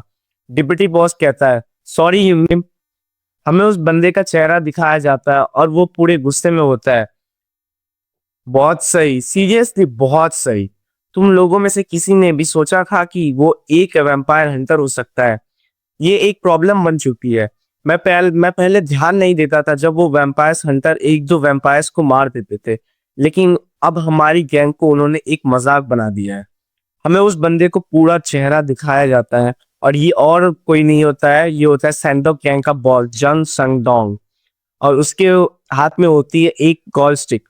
तभी हमारा चियोन कहता है, क्या हमें जुकियो पार्टी से मदद लेनी चाहिए? जंग गोल स्टिक फेंक के मारता है और चिल्ला के कहता है, तुम सबको बताना चाहते हो कि मैं एक बच्चे से हार गया? और वो गोल स्टिक जाके चियोन के एक बंदे को लग और उस बंदे की नाक टूट जाती है, उससे ब्लड आना शुरू हो जाता है। बॉस कहता है, तुम लोगों ने कहा कि वो बच्चा एक बाइक चला रहा था। चियोन कहता है, हम श्योर नहीं है। बॉस कहता है, तुम उन लोगों को पैसे दो लेकिन उस बच्चे को ढूंढ के निकालो, चाहे कितने भी पैसे लगे उसको ढूंढो और उसे मार दो। जंग कहता है, क्या तुम्हें समझ आया बेवकूफ, उसका और सर लेके आओ। सीन चेंज होता है। हमें एक कैफे का सीन दिखाया जाता है। उस कैफे की गेट पे संग बाहर आता है और एक कैन हान को देता है। हान कहता है, तुमने मुझे कहा था कि सैंडॉग गैंग जुके पार्टी से मिली हुई है। सॉन्ग कहता है, हाँ मैंने कहा था। हान कहता है, तो तुमने उन्हें छोड़ क्यों दिया? क्या तुम्हें उन्हें मारने से डर लगता है? सॉन्ग कहता है, नहीं ऐसा नहीं है। तो फिर तुमने उन्हें क्यों नहीं मारा? क्योंकि शायद तुम्हें उन्हें मारने से पैसे नहीं मिलेंगे इसलिए। वो कुछ नहीं कहता और अपनी ड्रिंक पीते रहता है। हान चिल्लाता है, और तुम्हें नहीं लगता वो लोग मरना डिजर्व करते हैं, चाहे वो चीज से हमें पैसे मिले या ना मिले? तुम्हें नहीं लगता वैम्पायर इन्फेक्शन है जिसे जितना छोड़ोगे वो उतना बढ़ता रहता है? सॉन्ग कहता है, एक टहनी को तोड़ना आसान है एक पेड़ को काटने के मुकाबले। हान कहता है, शायद तुम इसलिए नहीं मारना चाहते क्योंकि तुमने कभी किसी अपने को खोया नहीं है। तुम खुद को जज जज समझ रहे हो क्या? तुम फैसला करने वाले कौन होते हो? और तुम्हें किसने कहा भी कौन मरना डिजर्व करता और कौन नहीं? तुम मुझे हंसाओ मत। मैं एक मॉस्किटो को भी नहीं मार सकता किसी एक इमोशन या किसी सोच के चक्कर में। मैं सिर्फ पैसे और प्रॉफिट के लिए मारता हूँ। और तुम हान, क्या तुमने वैम्पायर का खून इंजेक्ट किया है? उसके हाथ को देख के कहता है, और मुझे अच्छे से याद है जुकियो फैमिली के वैम्पायर्स का ब्लड बहुत जल्दी म्यूटेट होता है, ये मैंने तुमसे कहा था। मुझे कभी सिल्वेस्टर से ये डील करनी ही नहीं चाहिए थी, तुम अपना सामान पैक करो और निकलो अभी यहाँ से। मैं नहीं चाहता हूँ कि मैं जुकियो फैमिली का टारगेट बन जाऊँ सिर्फ तुम्हारी वजह से। हान ठीक है कहता और निकल जाता है। सॉन्ग सोचता है कि किसी फैमिली जब मर जाती है तो उसको पुरानी मेमोरीज तो याद आएगी ही और बदले लेने का मन तो होगा ही। और वो हान को बुलाता है और एक बैग दिखाता है और कहता है इसमें कुछ कुछ चाकू और गोलियां है, लगभग कुछ 500 राउंड्स। तुम मर जाओगे ये सब ढूंढते ढूंढते, इसलिए ये रख लो और सावधान रहना। ये सब हंगरी में बनी है और इनका स्टोरेज डेट अभी भी एक्सपायर हो चुकी है। अगर तुम्हारा नसीब खराब होगा तो ये तुम पे बैकफायर कर जाएंगी। हान झुकते हुए सॉन्ग को कहता है थैंक यू, तुमने आज तक जो भी मेरे लिए किया। हमें एक पुराना पैनल दिखाया जाता है जब सॉन्ग हान से पहली बार मिला होता है। उसी तरह सॉन्ग फिर से अपना हाथ हान के सर पे रखता है और कहता है बस वैम्पायर मत बन जाना, क्योंकि अगर तुम बन गए तो मैं खुद आऊंगा तुम्हारा शिकार करने और मैं बिल्कुल भी दया नहीं दिखाऊंगा, चाहे मैंने तुम्हें बड़ा ही क्यों ना किया हो। और हमें हान को वहां से बाइक से लेके निकलते हुए दिखाया जाता है और हान की आंखों में आंसू होते हैं। सीन चेंज होता है और हमें एक जगह का सीन दिखाया जाता है जहां कुछ टीनेजर्स आग जला के खड़े होते हैं। तभी एक गाड़ी वहां आके रुकती है। चियोन उनके पास जाता है और कैसा है, मैं सैंडॉक गैंग का डिप्टी बॉस हूँ, मैं इससे ज्यादा लंबा नहीं खींचूंगा, बस मुझे इतना बता दो तुम लोगों का लीडर कौन है, मुझे उससे बात करनी है। वो बंदा कहता है तुम जैसे बूढ़े से हमें कोई बात नहीं करनी। चियोन अपने आंखों को पकड़ते हुए कहता है आजकल के बच्चे भी ना नहीं समझते, मैं कितने प्यार से इनसे बात कर रहा था। आजकल के बच्चे बहुत रूड है और हम देखते हैं कि एक बंदा वैम्पायर में ट्रांसफर होते हुए उनकी तरफ बढ़ता है। वो वैम्पायर उसका हार्ट मोड़ के उसको जमीन में गिरा देता है और जो बंदी तब से उस बंदे के साथ चिपकी हुई थी वो रोने लगती है। चियोन कहता है अरे उसका हाथ मत तोड़ो, उसे अभी भी बाइक का हैंडल पकड़ना है, एक बाइकर जो है। वो बंदा कहता है मैं करूंगा, ठीक है मैं करूंगा। चियोन अपने बंदे को गाड़ी के डिग्गी से पैसे लाने को कहता है और उसको देता है और कहता है तुम इससे बाइक खरीदो या तुम इससे पैसे को उड़ा दो, लेकिन मुझे वो ग्रीन एयर वाला बच्चा चाहिए मेरी आंखों के सामने, बस इतना ही। क्या तुम समझ गए? ये तो बस नमूना है जो होने वाला है उसका। वो वैम्पायर चिल्लाते हुए ताकत लगाता है और चियोन वैम्पायर को कहता है अरे अरे उसको गला मत तोड़ो, इतनी जल्दी थोड़ी ही मर सकता है, अभी तो कुछ स्टार्ट भी नहीं हुआ है। और वो एक धुआं उड़ाते हुए कहता है शाम होने लगी है, अब ये वैम्पायर और भी खतरनाक होता जाएगा। तभी हम देखते हैं वैम्पायर ने उसका खून पी लिया होता है और बंदा नीचे गिरा पड़ा होता है और खून नीचे पड़ा होता है। सीन चेंज होता है, हमें वो फर्स्ट एपिसोड वाले कैफे का सीन दिखाया जाता है। कैफे का गेट खुलता है, वहां स्ट्रॉन्ग होती है और बोलती है हमें माफ कर दीजिए आज कैफे बंद है। और कहती है हान क्या ये तुम हो, कैसे हो तुम हान, तुम्हें देखे हुए महीने बीत गए। हान कहता है करीब 4 महीने हो गए ना। स्योंग कहती है वो इंसान बनी गए जो तुम बनना चाहते थे। हाँ ये सब हार्मोन शॉट्स थे तुम्हारे, तो कैसा लग रहा है अकेले रह के? ओ मतलब तुम्हें पता चल गया है, सॉन्ग ने तुम्हें सब कुछ सिखाया और पाला क्योंकि उसे इस ये काम करने के पैसे मिले थे। और क्योंकि मैं सिल्वेस्टर की रिप्रेजेंटेटिव हूँ कोरिया में, इसलिए मुझे सब पता रहता है, बस मुझे ये नहीं पता कि तुम यहाँ क्यों आए हो। हान कहता है मुझे सुनने में आया है कि ऐसी भी टूल्स होते हैं जिनसे हम वैम्पायर्स को डिटेक्ट कर सकते हैं। इसे ब्लडस्टोन पेंडुलम कहते हैं और इसे वैम्पायर्स को ढूंढना मुश्किल है। ये बस पास की वैम्पायर्स को सेंस कर सकता है और मैक्सिमम रेंज करीब 20 मीटर्स है। मैं इसे अभी खरीदना चाहूंगा। सच्ची मैं तुम्हें रोकूंगी नहीं, लेकिन तुम अपने पैसे का सही इस्तेमाल करना चाहिए। मेरे पास एक क्रॉसबो भी है जिसमें सिल्वर स्टोन लगे हुए हैं। हान कहता है मेरे पास पहले से वेपन्स है, लेकिन ओल्ड मैन जुन साइक्लेटिक मून तो तुम्हें नहीं बेचेंगे, इतना तो मुझे पता है। हाँ तुमने सही कहा, उन्हें दिक्कत तो है क्योंकि मैं एक माइनर हूं ना, लेकिन कोई भी ऐसा डीलर नहीं है जिसके पास ओल्ड मैन जुन के जैसा सामान हो। लेकिन उनके भी कुछ उसूल है जिनको वो कभी नहीं छोड़ सकते हैं। सियोंग कहते हैं मेरे पास VD-13 तो है, लेकिन ये बात हमारे बीच ही रहनी चाहिए। उसने वो दिखाते हुए कहती है क्या तुम्हें ये चाहिए?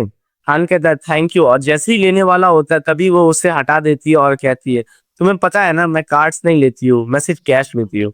सीन चेंज होता है, हमें एक जगह का सीन दिखाया जाता है जहां हान बाइक रोड पे पार्क करके खड़ा होता है, एक रेलिंग पे हाथ रख के सोच रहा होता है कि पहली बार जब सिल्वेस्टर से वो मिला था तब उसने हान से पूछा था क्या तुम उसके ब्लड को पिया, और झूठ मत बोलना, और तुम वो अकेले बदनसीब नहीं हो जिसके साथ ऐसा हुआ है। और उसे याद आता है वो जाने से पहले कह के गया था welcome to the world of mad moon हान से गन। पता नहीं कब जो वो लौटेगा, उसे गए हुए 1 साल हो गए हैं। मुझे तो ताज्जुब होगा अगर वो कभी कोरिया वापस आ जाए तो। तभी हमें सुनाई देता है, कोई कहता है, कैसे हो हान? वो बंदे कहते हैं, क्या ये तुम ही हो हान? बहुत समय हो गए हैं तुम्हें देखे हुए, तुम बहुत ही बदल चुके हो। क्या तुम्हें क्या हमें मिले हुए 1 साल हो गए कि तुमने हेयर का क्या किया है? वो लड़की कहती है, तुम बहुत लंबे हो गए हो। हान, क्या मैं तुम्हें याद हूँ? हान कहता है, तुम कौन हो? वो बंदा हंसते हुए कहता है, अभी भी तुम्हारी वो पुरानी एटीट्यूड नहीं गई ना? तुम अभी अभी तो जवान हुए हो। जितना मैं तुम्हारे बारे में सोचता हूँ मुझे उतना गुस्सा आता है। तुम्हें पता भी है तुम्हारे वजह से हमने कितना सफर किया है। हान कहता है, जियोंग यून जिन, तुम मरना चाहते हो क्या? तभी हान का वो पेंडेंट चमकने लगता है। उसे समझ में आ जाता है यहाँ आसपास कोई वैम्पायर है। और ये कोई ऐसा वैसा वैम्पायर नहीं है, क्योंकि ये दिन में भी बाहर आ सकता है। इसका मतलब ये है कि ये एक लॉर्ड वैम्पायर जो कि धूप में भी निकल सकते हैं। हमें योंग के हाथ पे वो खून का निशान दिखाया जाता है। हान सोचता है, क्या इसका मतलब किसी वैम्पायर ने इसको काट लिया है? और क्या ये भी म्यूटेट हो चुका है? अगर ये नेकलेस रिएक्ट कर रहा है, इसका मतलब यही उनमें से एक बन चुका है। हान पूछता है, क्या तुम सैंडॉग गैंग के साथ हो? तुम बड़ी जल्दी हमें पहचान लिए। तुम लोगों को कितने पैसे मिले उनसे ये कराने के लिए? 2 मिलियन तुम्हारी लोकेशन के लिए और 8 मिलियन सिर्फ तुम्हें उनके पास ले जाने के लिए। और तुम्हें बता दूं कि मैं छोटा सा हिस्सा नहीं लेने वाला हूँ। हान सोचता है, मुझे अच्छा लगेगा अगर मैं इन्हें अभी ही मार दूं, लेकिन यहाँ ये सब देखने वाले बहुत लोग होंगे। हान कहता है, क्या 8 मिलियन काफी है इतने सारे लोगों के लिए? योंग उसका कॉलर पकड़ लेता है और पंच करने वाला ही होता है। तभी हान कहता है, तुम्हें अगर एक बाइकर की इज्जत रखनी है तो इसको बाइकर्स की तरह सेटल करते हैं आज हम, और गुंडे बदमाश की तरह हरकतें करना बंद करो। सीन चेंज होता है, हम दोनों बाइकर्स को देखते हैं। एक बंदा कहता है, तुम दोनों बाइकर्स हो और ये रेस है, मुझे रूल समझाने की जरूरत तो नहीं है। जियोंजिन एक्सप्रेस वे का एंट्रेंस फिनिशिंग लाइन होगी। योंग कहता है, बहुत समय हो गए एक साथ ऐसे राइड किए हुए, तुम्हें हमसे सही से बात कर लेनी चाहिए थी। अगर तुम ऐसा करोगे तो हम शायद बाद में मिलके कुछ ड्रिंक कर सकते हैं। हान कहता है, तुम्हें सनसेट पे ध्यान देना चाहिए क्योंकि ये आखिरी चीज होगी जो तुम देखोगे। सामने वाला बंदा कैन को नीचे फेंकता है और रेस स्टार्ट हो जाती है। दोनों बाइकर फुल स्पीड में आगे निकलते हैं, बाकी लोग उन्हें पीछे बाइक से लेके फॉलो करते हैं। तभी योंग के सामने एक ट्रक आ जाता है। दोनों साइड से ट्रक का ओवरटेक कर देते हैं। योंग कहता है, तुम्हें अपने बाइक को साल भर से नहीं छुआ क्या? तुम बहुत ही स्लो चला रहे हो। तुम्हारा हो गया है हान से गन? और कहता है, क्या तुम सुन भी रहे हो हान? हान सोचता है, वैम्पायर तो वो बन रहा है, लेकिन अभी भी वो एक ह्यूमन ही है। फिर उसे सन की बात याद आती है, अगर तुम पहले से ही सोच चुके हो किसी को मारना होगा तो तुम बहुत बड़े बेवकूफ हो। लेकिन अगर ऐसा सर्कमस्टेंसेस आ जाए कि तुम्हें उसे मारना ही होगा और तुम्हारे पास कोई और रास्ता नहीं है, तो उसे मार दे। हान कहता है, मुझे इसे मारना ही होगा। हान रास्ता बदल लेता है और योंग चिल्लाता है, तुम कहाँ जा रहे हो? दूसरे बाइकर्स कहते हैं, क्या हुआ, ये दोनों कहाँ जा रहे हैं? सीन चेंज होता है, हमें डिप्टी बॉस को दिखाया जाता है। वो कॉल पे किसी से बात कर रहा होता है और वो कह रहा होता है, तुम लोग उसका पीछा कर रहे हो? कॉल वाला बंदा कहता है, ये चेज कम, ये रेस ज्यादा है। एक मैच ये मैच दोनों मर्दों के बीच हो रहा है। डिप्टी बॉस गुस्सा होकर फोन में चिल्लाने लगता है, क्या तुम लोग सब पागल हो चुके हो? ये मैच हो रहा है, मैंने तुम्हें कहा था उसे पकड़ने को। वो लड़का तुम्हारी सोच से बहुत अलग है, जाओ और उसे पकड़ लो, वो कभी भी भाग सकता हो। कॉल वाला बंदा कहता है, हमने उसे खो दिया। तभी सीन चेंज होता है, एक कंस्ट्रक्शन साइट का सीन दिखाया जाता है जहां हान पहुंचता है और उसके पीछे योंग आता है और कहता है, हे हान, ये रेस थी या तुम भाग रहे हो थे? तुम खुद को एक मर्द कहते हो, लेकिन तुम तो डरपोक बन गए 1 साल में। हान कहता है, तुम्हें रेस के लिए नहीं बोलना चाहिए था। और तभी योंग के गला कटता है और उसमें से खून निकलना शुरू हो जाता है। हान उसकी तरफ गन लेके आगे बढ़ता है। 1 साल हो या 100 साल, तुम्हें ऐसा प्रिटेंड करना चाहिए था कि तुम मुझे जानते ही नहीं हो। क्या ये दर्दनाक है? कोई नहीं, मैं इसे कंफर्टेबल बना देता हूँ। हान एक खून का बैग चाकू घुसा के पार देता और खून को उसे धीरे धीरे पिलाने लगता है। ये क्या हो रहा है? मुझे बिल्कुल भी दर्द फील नहीं हो रहा और मैं पहले से ज्यादा स्ट्रांग फील कर रहा हूँ। उसका चोट भी हील होने लगती है। क्या ही डिलीशियस स्मेल है। और वो पावर अप होता है कि उसके शरीर के चारों तरफ ब्लू फ्लेम जलने लगती है और वो दर्द में चिल्लाने लगता है, हान से गन, तुम पागल, तुमने ये क्या कर दिया मेरे साथ? तभी सीन चेंज होता है, हमें उस बाइकर्स के ग्रुप को दिखाया जाता है। और उनके सामने होता है वो डिप्टी बॉस। उस ग्रुप में से एक बंदा हैरान हो जाता है और पीछे की तरफ इशारा करता है, और हम देखते हैं वहां एक काला धुआं निकल रहा होता है, और वो बंदा कहता है अब वो इंसान नहीं रहा। हम देखते हैं उसी उसकी बाइक और उसकी पूरी बॉडी चल रही होती है ब्लू फ्लेम में। डिप्टी बॉस कहता है वो इंसान है जो वैम्पायर बनने वाला था। सीन चेंज होता है, हमें हान को दिखाया जाता है जो कहता है मेरे पास कोई और चॉइस नहीं थी उसको मारने के अलावा। वो एक ऐसा सिचुएशन था जिसमें मुझे उसको मारना बहुत ही ज्यादा जरूरी था। सीन सीन चेंज होता है, हमें एक मार्केट का सीन दिखाया जाता है, और वहाँ कैफे में एक लड़की कहती है आपका क्या ऑर्डर है, इंग्लिश में। हमें एक बंदा दिखाया जाता है जिसकी आंखें काफी अलग होती है। अब वो कहता है कोई बात नहीं, तुम कोरियन में भी कह सकती हो। लड़की कहती है ठीक है तो बताइए क्या ऑर्डर है आपका। वो कहता है मेरे लिए एक शैंपेन ले आओ। तभी हमें एक बच्चे को दिखाया जाता है जिसका नाम होता है विलहेम। उसकी आंखें भी उसी बंदे की तरह होती है जो कहता है मास्टर एक लड़की अभी यही बेहोश हो गई है हमारी कार पे। वो लड़की उनकी ही कार पे बेहोश हो जाती है। सीन चेंज होता है, हमें दिखाया जाता है वही रेड कार में होती है वो लड़की, और उसे ड्राइव करके ले जा रहे होते हैं वो दोनों। तभी वो लड़का पूछता है क्या ये सही है मास्टर, शायद हमें उस एशियन लड़की को पुलिस के हवाले कर देना चाहिए था। वो बंदा कहता है everything happens for a reason will, और मैं उसे बहुत ज्यादा मानता हूँ। वो बच्चा कहता है ये तो है, मुझे नहीं पता मास्टर आप कब क्या सोचते हो। वो बंदा कहता है कभी कभी हमें सब कुछ किस्मत पे छोड़ देना चाहिए, और अपने बालों को ठीक करते हुए कहता है मैं काफी रोमांटिक हूँ ना। चैप्टर की शुरुआत में हमें एक 5 स्टार होटल का सीन दिखाया जाता है।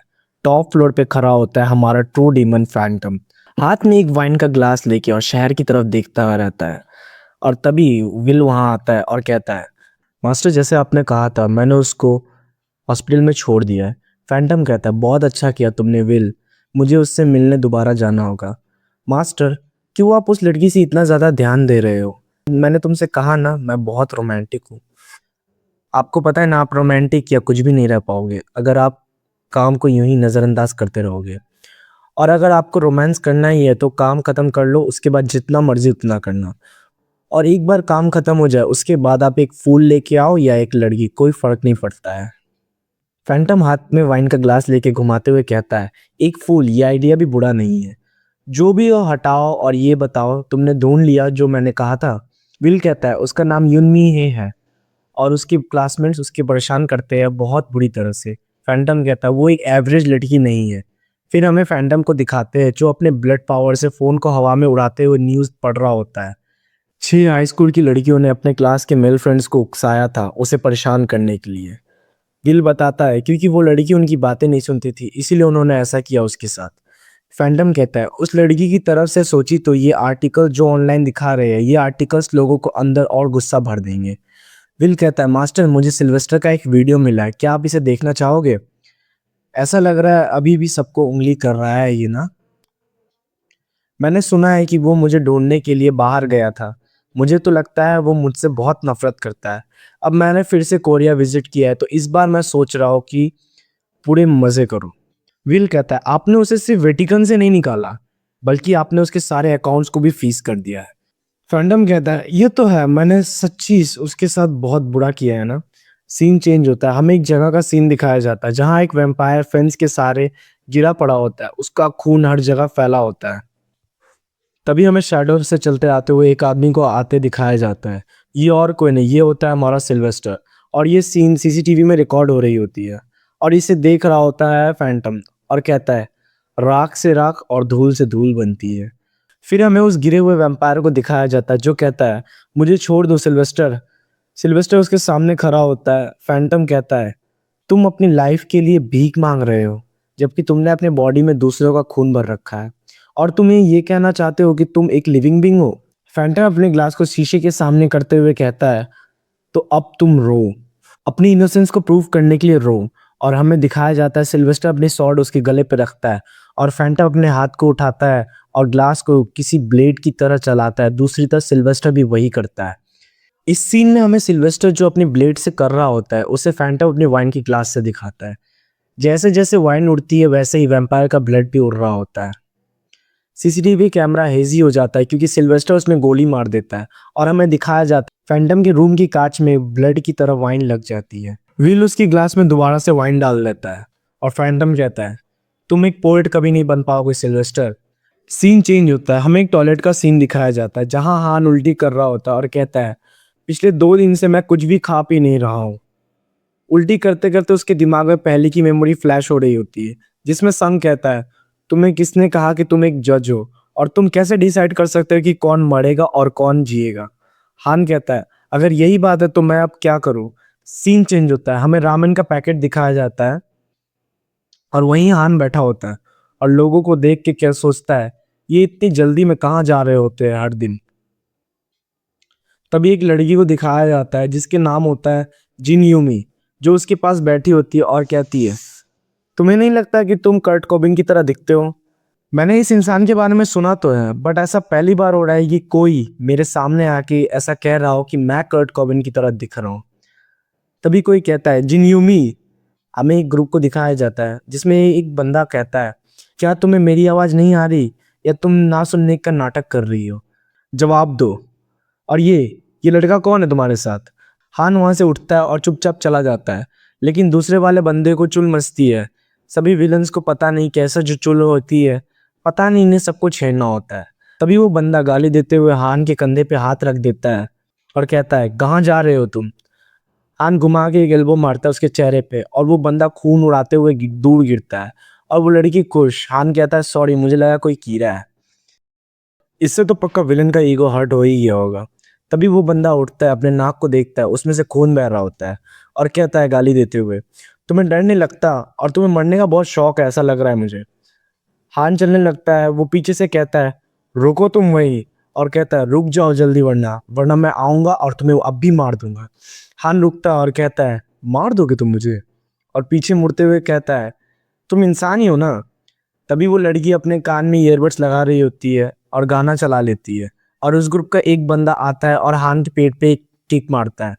हान किक को बीच में ही पकड़ लेता है और पैर को घुमा के तोड़ देता है और वो बंदा जमीन पे गिर जाता है। दूसरा बंदा उसे एक पंच मारता है और हान झुकते हुए डॉच करता है और एक पंच सीधा उस बंदे के चेहरे पे, और बंदा उड़ के उस लड़की के पास जाके गिरता है। तभी एक बंदा चाकू की करामाती दिखाता है और हान सीधा एक लात मारता है उसे पेट पे और दूसरी लात उसके चेहरे पे, वो बंदा नॉकआउट हो जाता है। पहले वाला बंदा चाकू से हान की पीठ पे एक हमला करता है और उसे घायल कर देता है। हान की पीठ पे एक गहरा कट लग जाता है और पीछे उसकी तरफ एक डेथ स्टेयर देता है और वो बंदा की आंखों में हम साफ साफ डर देख सकते हैं। उसके पैर लड़खड़ाने लग जाते हैं और वो बंदा धीरे धीरे पीछे खिसकने लगता है। हान उसकी तरफ सीधा चल के आ रहा होता है।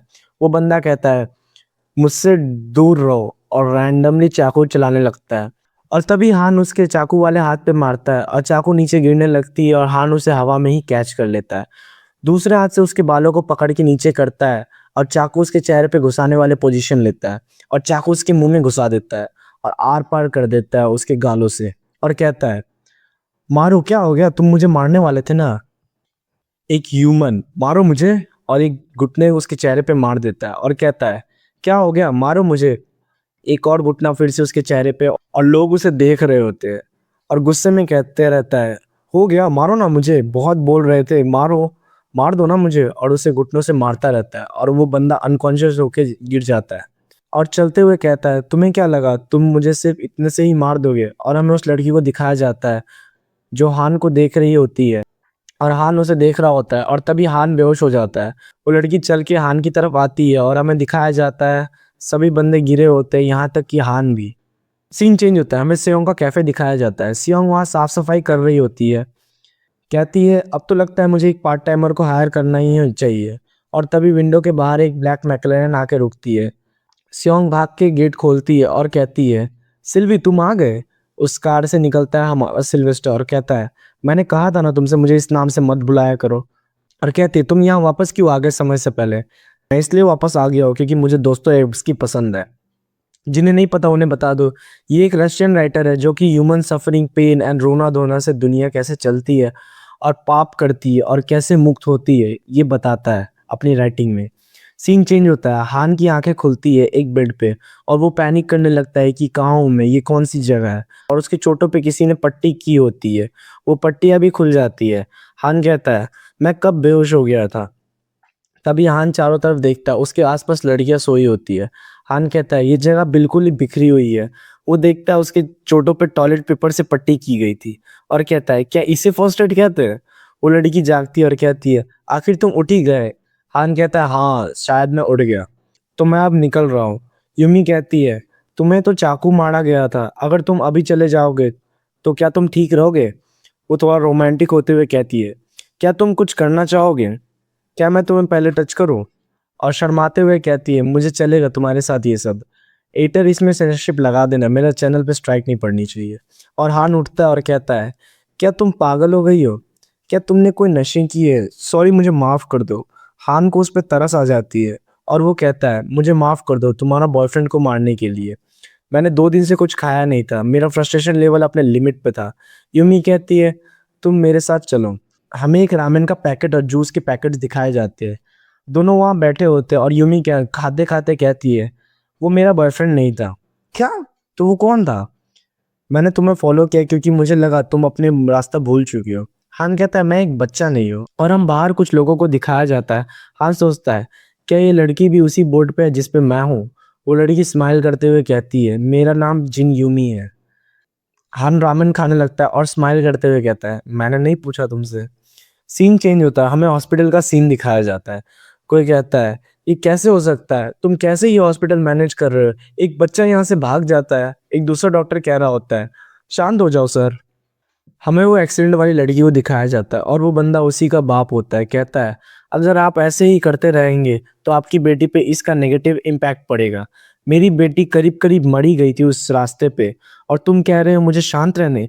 और अगर मेरी बेटी मर जाती तो तुम उसकी रिस्पॉन्सिबिलिटी लेते।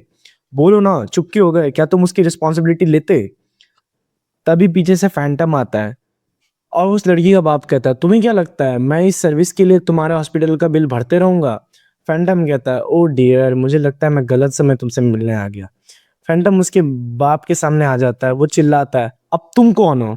तभी फैंटम एक चुटकी बजाता है और मैजिक होता है और सब कुछ डिल्यूजन में चला जाता है और सभी अपनी जगह रुक जाते हैं। वो लड़की शॉक हो जाती है। फैंटम सोचता है अगर हम आर्टिकल्स और न्यूज़ की सुन लें तो इसका मतलब है कि ये लड़की करीब करीब 1 साल से हॉस्पिटलाइज्ड है। और कहता है इंसान उतने शक्तिशाली नहीं है जितने वो सोचते हैं, लेकिन अगर उस लड़की का हार्ट मर चुका है तो उसे हॉस्पिटल नहीं छोड़ना चाहिए। उसके हाथ में एक बुकेट होता है और कहता है मुझे माफ़ कर दो कल के लिए, मुझे नहीं पता था तुमने इतनी मुश्किलों का सामना किया है यहाँ से भागने के लिए, एंड मैंने तुम्हें फिर से उसी जगह ला दिया। क्या तुम मेरे साथ आना चाहोगी, उसे बुकेट देते हुए कहता है। और हाँ तुम्हारे पास कोई दूसरा चॉइस नहीं है, मैं तुम्हें किडनैप करने आया हूँ। सीन चेंज होता है, हमें ट्रैफिक का सीन दिखाया जाता है। फैंटम किसी मिस्टर रॉबिन्सन से बात कर रहा होता है जो कि उसके बिजनेस पार्टनर होते हैं और उसी होटल के मालिक होते हैं जिसमें फैंटम रहता है। कहता है तुम एक लड़की के कपड़ों का इंतज़ाम करो और बहुत सारे साइजेस में, क्योंकि मुझे उसका एग्जैक्ट साइज नहीं पता है। रॉबिन्सन कहता है क्या ये लड़की के कपड़े विलहेम के लिए है। फैंटम हंसते हुए कहता है तुम्हारा ह्यूमन बहुत बढ़ गया है, अगर मैं तुम्हें निकाल दूँ तुम एक स्टैंड अप कॉमेडियन भी नहीं बन पाओगे। और वो सोचता है अगर विल रिफ्यूज ना करे तो उस पर ये बुरा भी नहीं लगेगा। तभी कोई बंदूक को फायर करता है और गोली उस लड़की को लगने ही वाली थी कि फैंटम उसके सामने आ जाता है और सारी गोलियां उसके पीठ पे लगती है। हमें दिखाया जाता है गोली चलाने वाला और कोई नहीं, वो होता है हमारा सिल्वेस्टर। और कहता है ये कैसा है ग्रीटिंग के तौर पे फैंटम। सीन चेंज होता है, हमें उसी होटल का सीन दिखाया जाता है। मिस्टर रॉबिन्सन फैंटम को वेलकम करते हैं। मिस्टर रॉबिन्सन कहते हैं आपने जो लड़की के कपड़े अरेंज करने को कहा था वो मैंने अरेंज कर दिए। फैंटम कहता सही है, इन लड़कियों से कहो इसे चेंज करने में मदद करे क्योंकि ये हॉस्पिटल के कपड़े में तो नहीं रह सकती है ना। वो लड़कियां यस सर कह के उस लड़की को साथ ले जाती है और फैंटम उसे गोलियां देते हुए कहता है सिल्वेस्टर उस पर 6 गोलियां चला दिया जबकि मैंने उसे अभी तक हाय तक नहीं कहा। अच्छा है कि ये सब नॉर्मल बुलेट्स है। वो मैनेजर शॉक हो जाता है और कहता है अगर ये सिल्वर बुलेट होते तो क्या होता, अगर ऐसा होता तो वो एक वैम्पायर बन जाती, अगर एक बूंद खून भी निकलता तो। तुम एक जेंटलमैन बन रहे हो सिल्वेस्टर। सीन चेंज होता है, हमें हान के बाइक को दिखाया जाता है। उसकी हालत बहुत ख़राब होती है। हान कहता है ये अपनी लिमिट पे है और ये तो एक जादू ही है कि ये अभी तक चल रही है। ये तो एक अजूबा ही है, ये बाइक अभी भी सही सलामत ही है मेरे साथ इतना बुरी तरह से रहने के बाद भी। अगर हो पाता तो मैं इसे रिपेयर करवा लेता या इसे बेच के एक नई बाइक ले लेता। मेरे वॉलेट में पैसे भी नहीं है और वो बुड्ढा वो मेरे से ट्रेड भी नहीं करना चाहता है क्योंकि मैं एक माइनर जो हूँ लेकिन जो भी हो मैं वैम्पायर्स का हंट करना नहीं छोड़ूंगा। मुझे जल्दी से वैम्पायर्स का ब्लड बेचने होगा किसी के पास, और मुझे ढूंढना होगा ऐसे किसी को जो कि मेरे जैसे माइनर से भी ट्रेड कर ले। ओ ये तुम हो, कर्ट कॉबिन। हान ऊपर देखता है, उसके चेहरे के ऊपर होती है यूमी। यूमी कहती है मेरे पैर बहुत दर्द हो रहे हैं और अब हम कहाँ जा रहे हैं। वो ऐसे कह रही है जैसे हम एक दूसरे को बहुत अच्छे से जानते हैं। हान बाइक पे बैठते हुए कहता है बहुत रात हो गई है, घर जाओ। यूमी कहती है तुम कहाँ रहते हो। हान कहता है मुझसे ये सब सवाल मत पूछो, और तुम्हारे दोस्त कहाँ पे। वो कहती है वो सब अपने बॉयफ्रेंड से मिलने गए हैं और कुछ अपने घर चले गए। तो तुम भी अपने घर चले जाना चाहिए, तुम्हारे पेरेंट्स तुम्हारी चिंता करेंगे अगर तुम लेट हो जाओगी तो। मेरी कोई फैमिली नहीं है, मैं एक अनाथ हूँ। हान पीछे घूमता और कहता है पीछे बैठो, चलो घूम के आते हैं। वो लड़की उसके पीछे बैठी होती है। हमें उस लड़की की बैक स्टोरी दिखाई जाती है। उसके ग्रुप का नेम होता है डेलिक्वेंट गर्ल्स। उसके बाप उसे और उसकी माँ दोनों को बहुत मारता था। वो चाहती हो कि उसके ऐसे नाकामयाब बाप मर क्यों नहीं जाता, और ये इंसान मुझे और मेरी माँ हम दोनों चोट पहुंचाता है। इससे इस दुनिया में जीने का कोई हक नहीं है। इससे अच्छा तो ये मर जाए या मैं ही मर जाऊं। और एक्सीडेंट में उसके माँ माँ और बाप की डेथ हो जाती है। और वो सोचती है मेरी ये गलत फिश सच हो गई, और हम रियलिटी में आते हैं। हान बताता है उसके बाद ये अपनी ज़िंदगी को बर्बाद करना शुरू कर दी है। मैं उसे कंफर्ट नहीं कर सकता हूँ, ना ही उसे संभाल सकता हूँ, ना ही मैं उसकी ज़िंदगी जी सकता हूँ। जो भी हो वो बिना किसी दर्द के मुझे ये सब बता देती है। और इसे बार बार 3-4 बार सुन के मैं खुद ही समझ गया हूँ कि उसकी लाइफ में क्या चल रहा है। या इसलिए मैं समझ पा रहा हूँ क्योंकि मेरी लाइफ से ये बहुत सिमिलर है, या फिर इसलिए क्या उसने जो मुझसे उस दिन कहा था। वो खुद को गाली देते हुए कहता है मैं क्या सोच रहा हूँ, और बाइक को और तेज चलाने लगता है। और वो उसको उसके घर के पास छोड़ता है और कहता है हम आ गए, अब तुम अंदर जाओ। यूमी कहती है तुम्हारा क्या, तुम कहाँ जा रहे हो। मैं अभी अपने घर जा रहा हूँ। वो चिल्लाती है क्या हम दोबारा मिलेंगे। हान कहता है अगर तुम्हें फास्ट फूड खाना पसंद है तो हम कभी मिलके साथ में ब्रेकफास्ट करते हैं। और वो निकल जाता है। किसी दिन पक्का मैं मारा जाऊंगा अगर मैं ये बाइक चलाता रहूंगा तो, क्योंकि वो बाइक बंद हो जाती है। वो सोचता है मुझे पैसे कमाने का एक रास्ता ढूंढना होगा। तभी हान देखता है एक मैकलैरन। वो कैफे के अंदर जाता है तो वो देखता है सिल्वेस्टर को। पूछता है तुम यहाँ कोरिया कब वापस आए। सिल्वेस्टर कहता है ज्यादा टाइम नहीं हुआ। हान पूछता है तो ये वो लिस्ट है जिनका तुम्हें कॉन्ट्रैक्ट मिला है। तभी हान का चेहरा सीरियस हो जाता है। हान कहता है ऐसा कैसे हो सकता है। सिल्वेस्टर कहता है तुम बहुत एरोगेंट हो गए हो, तुम्हें तमीज सिखाना होगा। हान के चेहरे का रंग उतर जाता है, उसके नसें फटने लगती है। तभी सिल्वेस्टर कहता है क्या इसमें ऐसा कोई है जिसको तुम जानते हो। अब तो ऐसा लगता है मेरे पार्टनर एक अनकंट्रोलेबल रूकी बनेगा। सीन चेंज होता है, हमें विल को दिखाया जाता है जो कहता है क्या वो फैंटामेगोरिया के बच्चे हैं। जिसे नहीं पता उन्हें बता दो, फैंटामेगोरिया एक वैम्पायर क्लैन है और फैंटम उस क्लैन का लॉर्ड है। हमें सैंडॉक गैंग को दिखाया जाता है, और वहाँ जोगियो क्लैन के एक बंदे को दिखाया जाता है जिसका नाम होता है ग्योंग। विल कहता है तुम एक इंसान की तरह दिखते हो। ग्योंग कहता है वो पिल्ला जो अपने मालिक के पीछे दुम मिलाता है वो अपना जगह भूल चुका है क्या। विल कहता है तुम्हें पता होना चाहिए कि वो कोई ऐसा वैसा नहीं है जो ऐसे ऐसे वैसे कुछ गुंडों के साथ मिल जाए और तुम लोगों की तरह कुछ भी बोल दे। तुम लोग ध्यान रखो, तुम्हारे पास तो कोई मालिक भी नहीं है जिसके पीछे तुम हिला पाओ। उसके पीछे वाला बंदा कहता है तुम कुछ भी भौंक रहे हो, थोड़ा अपनी हद में रहो। तभी योंग अपने बंदे को रोक देता है। वो कहता है ये बातें कुछ ज्यादा ही बढ़ गई है और कहीं और ही चली जा रही है। तुम सीधा सीधा बोलो क्या काम है और निकलो यहाँ से। विल एक सूटकेस पे पैर रखता है और उसे उनकी तरफ धकेल देता है। योंग कहता है इसका मतलब ये है कि तुम हमें ये देख के कह रहे हो कि हमें यहाँ से निकल जाए। ये तो एक सरप्राइज अटैक की तरह लग रहा है। बट जो भी हो, ट्रू डीमन हंटर ने हमारे मास्टर को मारा था, और गुस्से में कहता है कि उसे मारने से बचाने के लिए जितना तुम दे रहे हो वो काफ़ी नहीं है, और याद रखना तुम कितना भी दे दो हम नहीं रुकने वाले।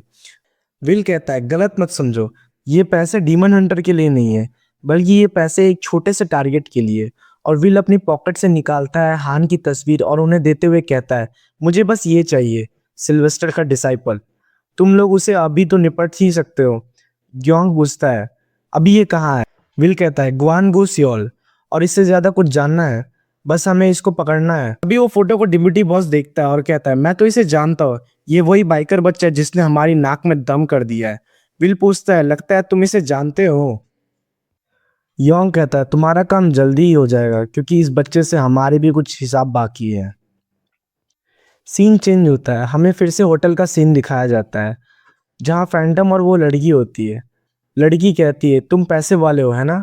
फैंटम रिप्लाई करता है इतने तो है कि मैं मना नहीं कर सकता। तो तुम मुझ में इंटरेस्टेड क्यों हो? मैं तुम में इंटरेस्टेड क्यों हूँ? ये सवाल थोड़ा मुश्किल है। मैं इसे सेंटिमेंट कहता हूँ अपने फैमिली के लिए। लड़की पूछती है तो तुम वो सब करोगे जो भी मैं कहूँगी? अगर वो हो सकता है तो कुछ भी कर दूंगा। मुझे वहाँ जाना है जहाँ वो सब है। फैंटम कहता है हॉन्ट जाना है तुम्हें? जिन्हें नहीं पता उन्हें बता दो, हॉन्ट एक ऐसी जगह है जहाँ मरे हुए लोग या आत्माएं मिलती है। जब तुम किसी और की जिंदगी को ले लेते हो और अपनी जिंदगी बढ़ा लेते हो, हमेशा के लिए एक तुम्हें एक आवाज सुनाई देने लगती है। ये वो आवाज होती है एक जिंदा इंसान कभी नहीं सुन सकता। ये ऐसी आवाज है जो डेथ और डिस्ट्रक्शन को बताती है। ये एक बीमारी की तरह है जो कि मुझे हो गई है जब से मैंने इस बॉडी में रहना शुरू किया है। बट मैं पेशेंस को ज्यादा मानता हूँ प्लेजर से। लड़की पूछती है पेशेंस क्या? पेशेंस है ताकत है जिसे तुम पेन को और ज्यादा सह सकते हो और तुम और ज्यादा इस दुनिया में जी सकते हो। और तुम पेशेंस रखना सीख लो तो नर्क की आग भी तुम्हें प्यारी लगेगी। समझी तुम? लड़की कहती है क्या तुम्हें ऐसा लगता है? वो कहता है हाँ बिल्कुल। मैं ऐसा नहीं चाहता कि मैं अपनी सोच को तुम पे थोप दूँ, बट जैसे जैसे तुम मेरे साथ रहोगी वैसे वैसे तुम नई नई चीजें सीखते जाओगी। वो पूछती है झूठ तो नहीं कह रहे ना तुम? फैंटम सीरियस हो जाता है। वो लड़की बताती है ऐसे भी कुछ दिन थे जब मैं झूठ को सच मान लेती थी हमेशा। फैंटम बताता है जो भी मैंने बताया वहां तक सब सच है, मुझे फिर भी इन सब से कुछ मतलब नहीं है। फैंटम हमें बताता है सबसे बेकार ये है कि उसे अपनी लाइफ से बिल्कुल भी मतलब नहीं है, ना ही उसे थोड़ा भी अपनी लाइफ से अटैचमेंट है। बट उस बच्ची के लिए जो कि मेरे अपनों में सबसे छोटी होगी, बदला एक गिफ्ट के तौर पे बुरा नहीं होगा। वो अपनी उंगली से अपना गला काट लेता है और खून को देख के लड़की के अंदर का डीमन जाग जाता है और वो उस खून को पीना शुरू कर देती है। तभी विल आ जाता है और कहता है मास्टर जैसा आपने कहा था मैंने जोकियो पार्टी को कह दिया। वो आगे बोलने ही वाला था तभी देखता है और शॉक हो जाता है और वो चिल्लाता है मास्टर ये आप क्या कर रहे हो? फैंटम कहता है तुम भी यहाँ जल्दी आ जाओ इससे पहले कि मैं अपना मन बदल लूँ। वो उसे भी ब्लड पीने के लिए बुला रहा होता है और उसकी ब्लड की सेंट या कहे तो ऑरा पूरे हॉल में फैल जाती है। ये सबको अपनी तरफ अट्रैक्ट करना शुरू कर देती है। अब यहाँ से कहानी और भी इंटरेस्टिंग होते जाएगी और अब आगे में और भी बहुत सारे फाइट सीन आने वाले हैं। एपिसोड की शुरुआत में हमें बारिश का सीन दिखाया जाता है और हान बाइक लेके कहीं जा रहा होता है। उसके चेहरे बिल्कुल ही सीरियस होता है।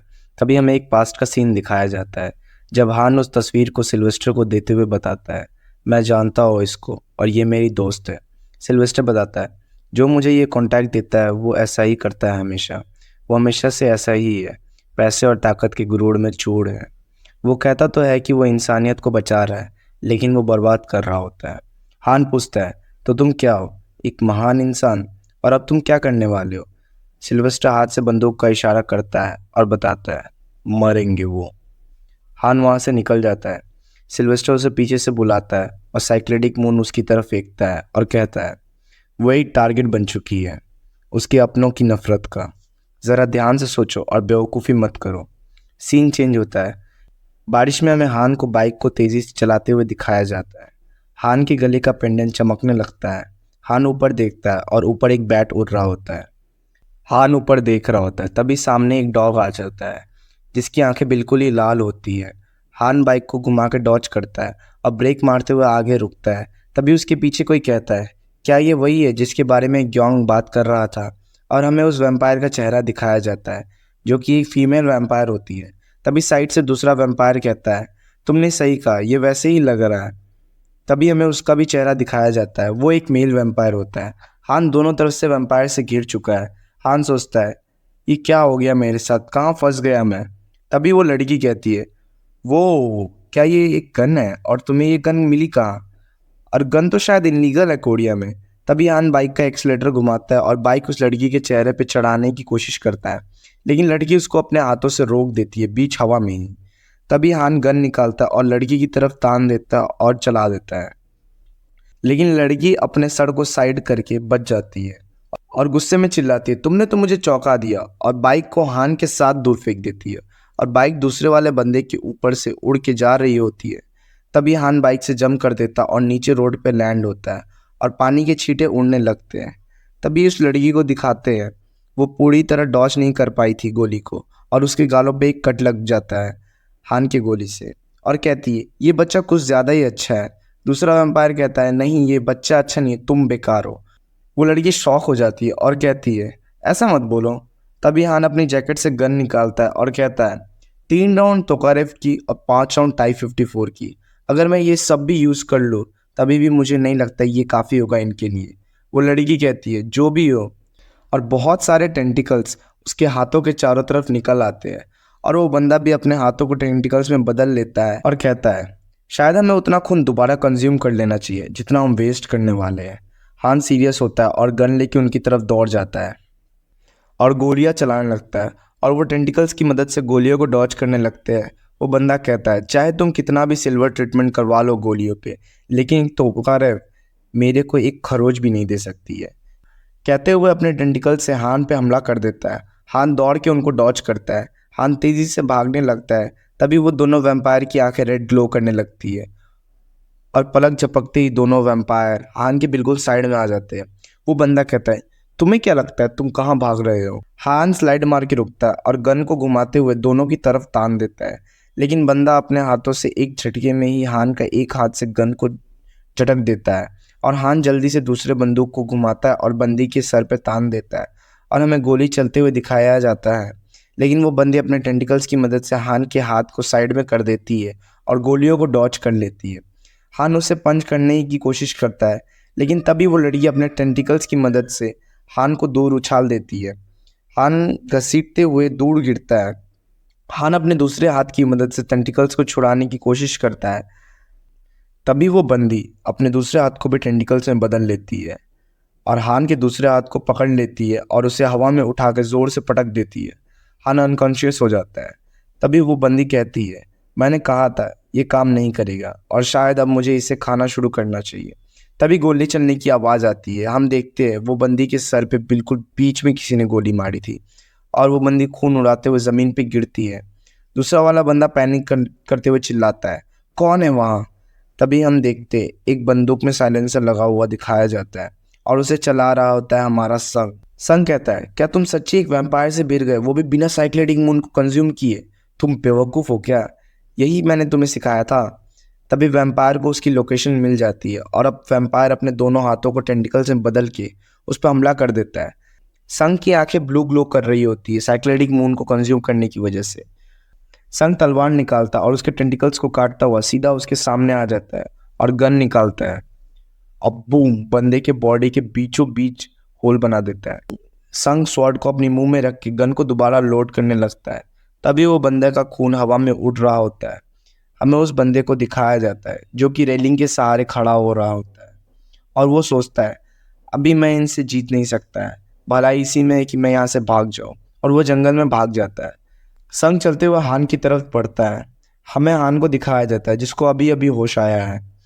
वो हान को कहता है मैं जा रहा हूँ उस वैम्पायर को पकड़ने, तो तुम जल्दी उठो और थोड़ा सा इनका ब्लड कंज्यूम करो और जल्दी से जल्दी गोल पोस्ट को गार्ड करो।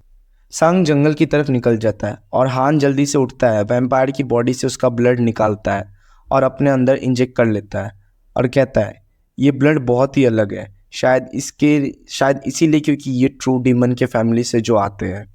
तभी हमें हान को दिखाया जाता है उसकी पूरी बॉडी हील हो जाती है और उसका पावर अप भी हो जाता है। हान अपने हाथों में स्वॉर्ड लेता है और कहता है शायद इसीलिए ये लोग इतने पावरफुल थे, इनकी ब्लड में कुछ तो बात है। तभी सीन चेंज होता है। हमें यूमी का घर दिखाया जाता है। उसके घर के बाहर 2 लोग गिरे पड़े होते हैं। ये वही लोन शार्क जैसे लग रहे होते हैं। तभी हान को पास्ट की मेमोरीज रिकॉल होने लगती है जब उसकी फैमिली के साथ भी ऐसा हुआ था, लेकिन हान तब कमज़ोर था। अब हान कहता है लेकिन अब मैं कमज़ोर नहीं हूँ और मेरे पास हथियार भी है। तभी हान साइक्लेटिक मून को भी कंज्यूम कर लेता और बूम हमें पावर का बूस्टअप दिखाया जाता है। हान की बॉडी में उसकी आइज़ ब्लू ग्लो करने लगती है और वो कहता है अब मैं पहले की तरह बिल्कुल भी नहीं हूँ। हान के आसपास सब कुछ डिल्यूजन लग रहा होता है साइक्लेटिक मून की वजह से। तभी हान आगे बढ़ता है और दौड़ के रूम में घुसता है। हान बिल्कुल शॉक में चला जाता है। उसकी आंखों से आंसू आना शुरू हो जाते हैं। वो कहता है काश काश वो मरी ना हो। तभी हमें एक लड़की का हाथ दिखाया जाता है और ये लड़की और कोई नहीं, हमारे ट्रू डीमन ने जिसको अपना ब्लड पिलाया था ये वही है। हमने यूमी को दिखाया जाता है जो कि बेड पे गिरी होती है, उसकी आंख मुंह सबसे खून निकल रहा होता है और वो बंदी उसके सामने खड़ी होती है। हान के हाथ से स्वॉर्ड नीचे गिर जाती है, हान के हाथ कांपने लगते हैं और वो गन को उठाता है, उस बंदी के सर पे तान देता है और नैरेटर की आवाज़ आती है। वो कहता है जैसा फैंटम ने बताया था कि भगवान ने एडम को सॉइल से बनाया है और एडम की बोन से एव को, और जो डेथ है वो एक सेरेमनी है वापस से एडन में जाने के लिए। हान की आंखों में आंसू होता है और हान उसके सर पे बंदूक तान के कहता है राख से राख और धूल से धूल बनती है। सीन चेंज होता है, हमें उस गोली लगे हुए वैम्पायर को दिखाया जाता है जो कि भाग के एक बिल्डिंग के साइड आ जाता है और उसके सामने आता है हमारा सिल्वेस्टर अपनी स्वॉर्ड लेके। उसकी आंखें ब्लू ग्लो कर रही होती है। अगले ही सीन में हम देखते हैं उसके ऊपर बहुत सारे कट पड़ते हैं, तभी वहाँ पीछे संग आ जाता है। संग के मुंह के ऊपर खून उड़ता है। संग कहता है तुमने दोबारा इनको बुरी तरह मार दिया, कम से कम थोड़ा ब्लड निकालने का मौका तो दिया करो। और वहाँ वैम्पायर की बॉडी ब्लू फ्लेम में जल रही थी। सिल्वेस्टर कहता है मेरे पास उतना टाइम नहीं है तुम्हें एक्सप्लेन करने के लिए, जल्दी जाओ और उस बच्चे को वापस लेके आओ। संग कहता है तुम नहीं जाओगे क्या? सिल्वेस्टर कहता है नहीं, मेरे पे बहुत लोगों की नज़र है। संग कहता है फैंटम के अलावा और कौन हो सकता है? सिल्वेस्टर बताता है टेट्राएनक्स शायद। सॉन्ग का चेहरा का रंग उतर जाता है। अब कहानी में और भी मज़ा आएगा क्योंकि और भी स्ट्रॉन्ग कैरेक्टर्स की एंट्री होने वाली है। तभी पीछे एक बिल्डिंग में आग लग जाती है। सॉन्ग वहाँ कार से पहुँचता है। उस बिल्डिंग से हान आ रहा होता है, उसके हाथ में एक बैग होता है जिसमें खून लगा होता है। सॉन्ग पूछता है क्या तुम ठीक हो? हान की आंखें भी ब्लू ग्लो कर रही होती है साइक्लिटिक मून की इफेक्ट के कारण, और वो बड़े ही कोल्ड अंदाज में सॉन्ग से पूछता है क्या तुम मुझे एक राइड दे सकते हो? तभी वहाँ फायर फाइटर्स की गाड़ी पहुँचती है और दौड़ दौड़ के वो लोग आग बुझाने की भागते हैं। कहीं दूर ऊपर बारिश में सिल्वेस्टर ये सब कुछ देख रहा होता है और वहाँ बहुत सारी बिल्लियाँ और कबूतर होते हैं। बिल्लियों की आंखें ब्लू ग्लो कर रही थी। सीन चेंज होता है, हमें दोबारा कैफ़े का सीन दिखाया जाता है जहाँ लगी होती है सिल्वेस्टर की ब्लैक मैकलेरन। उसके सामने आके रुकती है एक रेड लैम्बो। कैफ़े के अंदर सिल्वेस्टर के सामने बैठा होता है फैंटम। सिल्वेस्टर कहता है तुम ठीक हो, सीधा मेरे पास ही चले आए। फैंटम बताता है कुछ इंपॉर्टेंट बात है जिस पे हम दोनों को बात करना ही होगा। मुझे तो आश्चर्य हो रहा है कैसे तुम सीधा मुझसे मिलने आ गए, वो भी फेस टू फेस, जबकि इससे पहले तुम मुझे सिर्फ अवॉइड ही कर रहे थे। फैंटम कहता है जो मैं कहने जा रहा हूँ उसके लिए मैं पहले से ही माफ़ी मांगना चाहता हूँ। मुझे नहीं लगता मैं कभी एक ऐसा वैम्पायर भी बन पाऊंगा जो आंसू बहाए। तो तुम ऐसा क्यों नहीं करते, जाओ और दूसरे ट्रोल रेमल से उलझो। सिल्वेस्टर कहता है बहुत हो गई बकवास, अब तुम बताओगे तुम यहाँ क्यों आए हो? फैंटम कहता है ऐसे ही हम बहुत समय बाद बात कर रहे हैं, कम से कम थोड़ा तो बात कर लेने दो मुझे तुमसे, वैसे भी हमारे पास बहुत ज़िंदगी बाकी है। सिल्वेस्टर कहता है वो चूहे के लिए जो कि इंसानों से उनकी लाइफ छुड़ाता हो, उसके मुंह से ये बहुत ज़िंदगी बाकी है सुनने में अच्छा नहीं लग रहा। तो अब तुम बताओगे तुम्हारा यहाँ आने का असली मकसद क्या है? फैंटम उसे नाम लेके कहता है सिल्वेस्टर मैं नहीं चाहता कि तुम टेट्राएनक्स से दुश्मनी करो।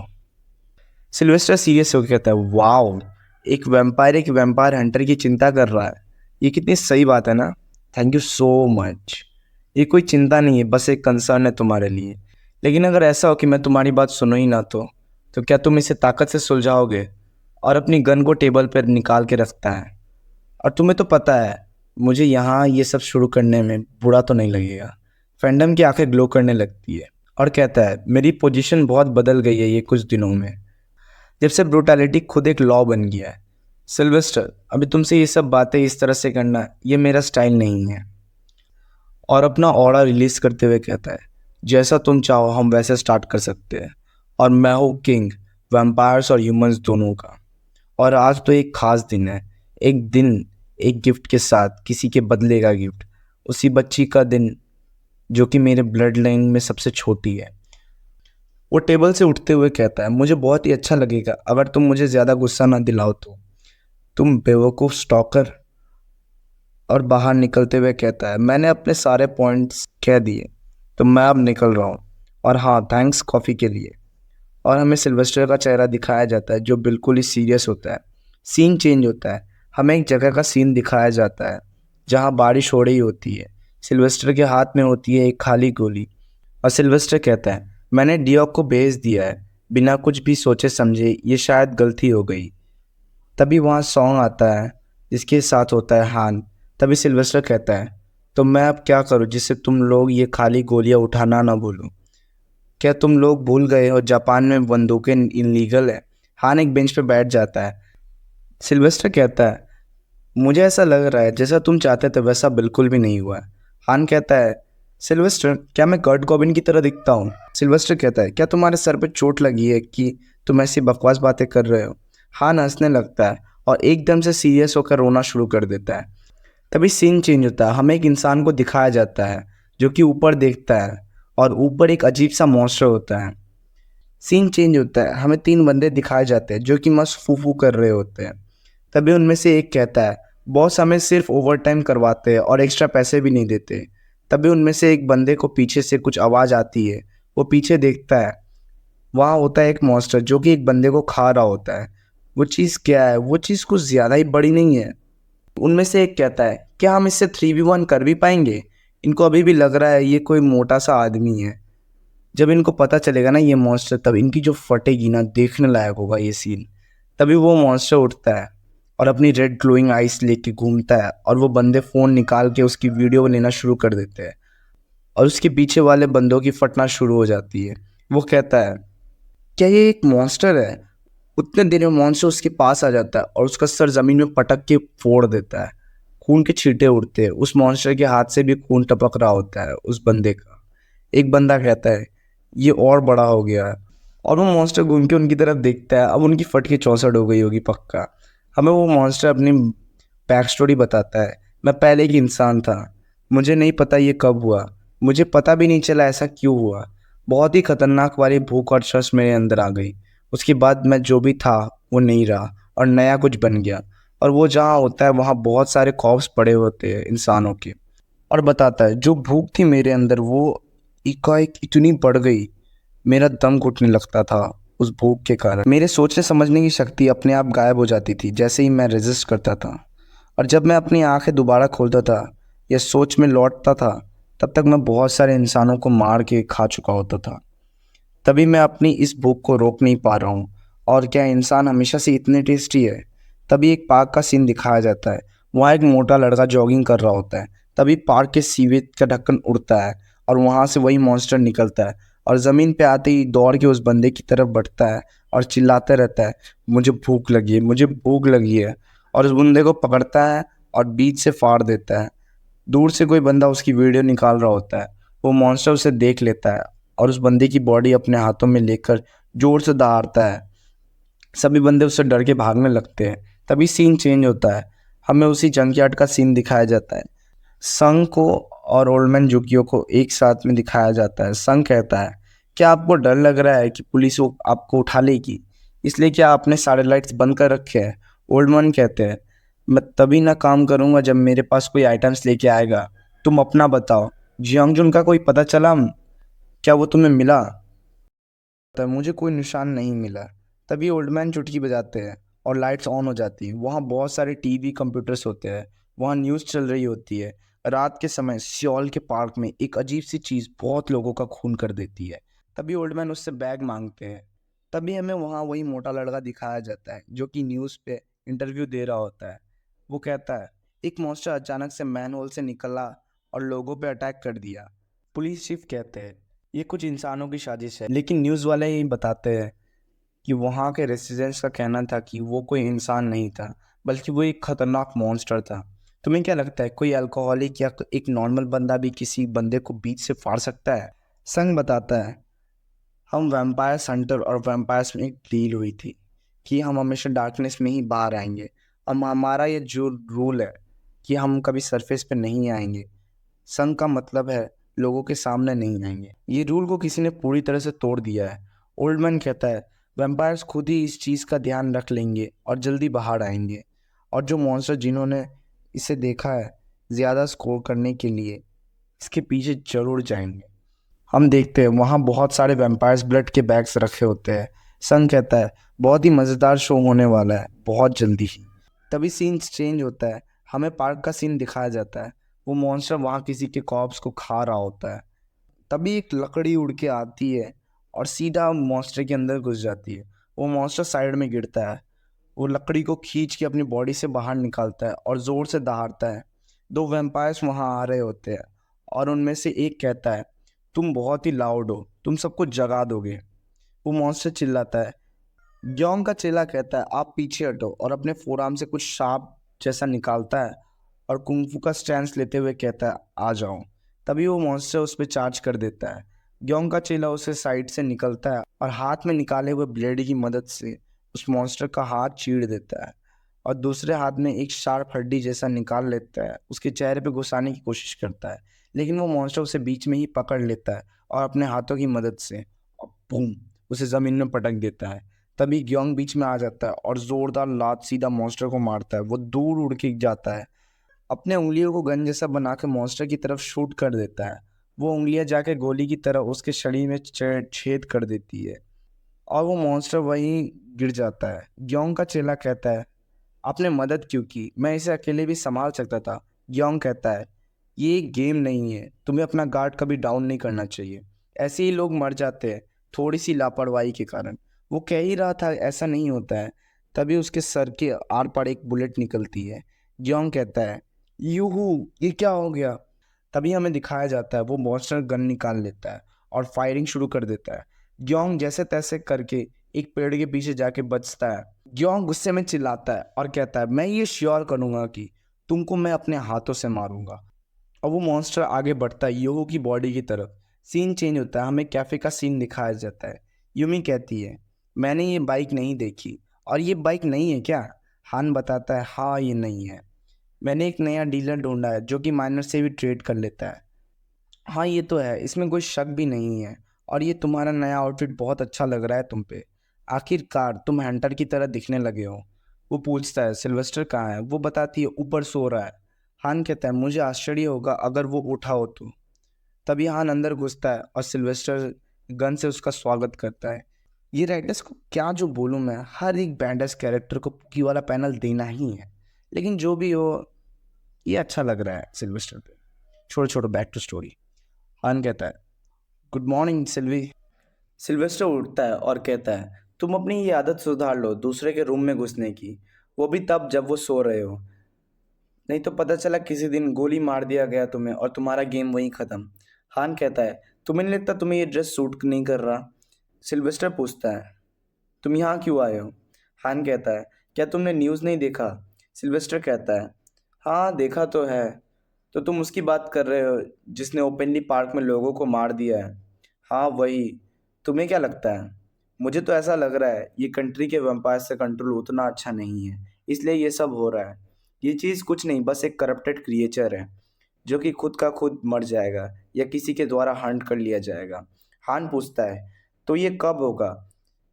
किसे पता, तब तक ये कितनों को मार देगा। सिल्वेस्टर गुस्सा हो जाता है और कहता है, मुझे इतने सवाल जवाब मत करो, मैं तुम्हारा प्राइवेट ट्यूटर नहीं हूँ। वो चीज़ जो भी है, तुम इतना ध्यान क्यों दे रहे हो उस पर? हान कहता है, मैं ध्यान नहीं दे रहा हूँ, लेकिन उसके ब्लड का क्या?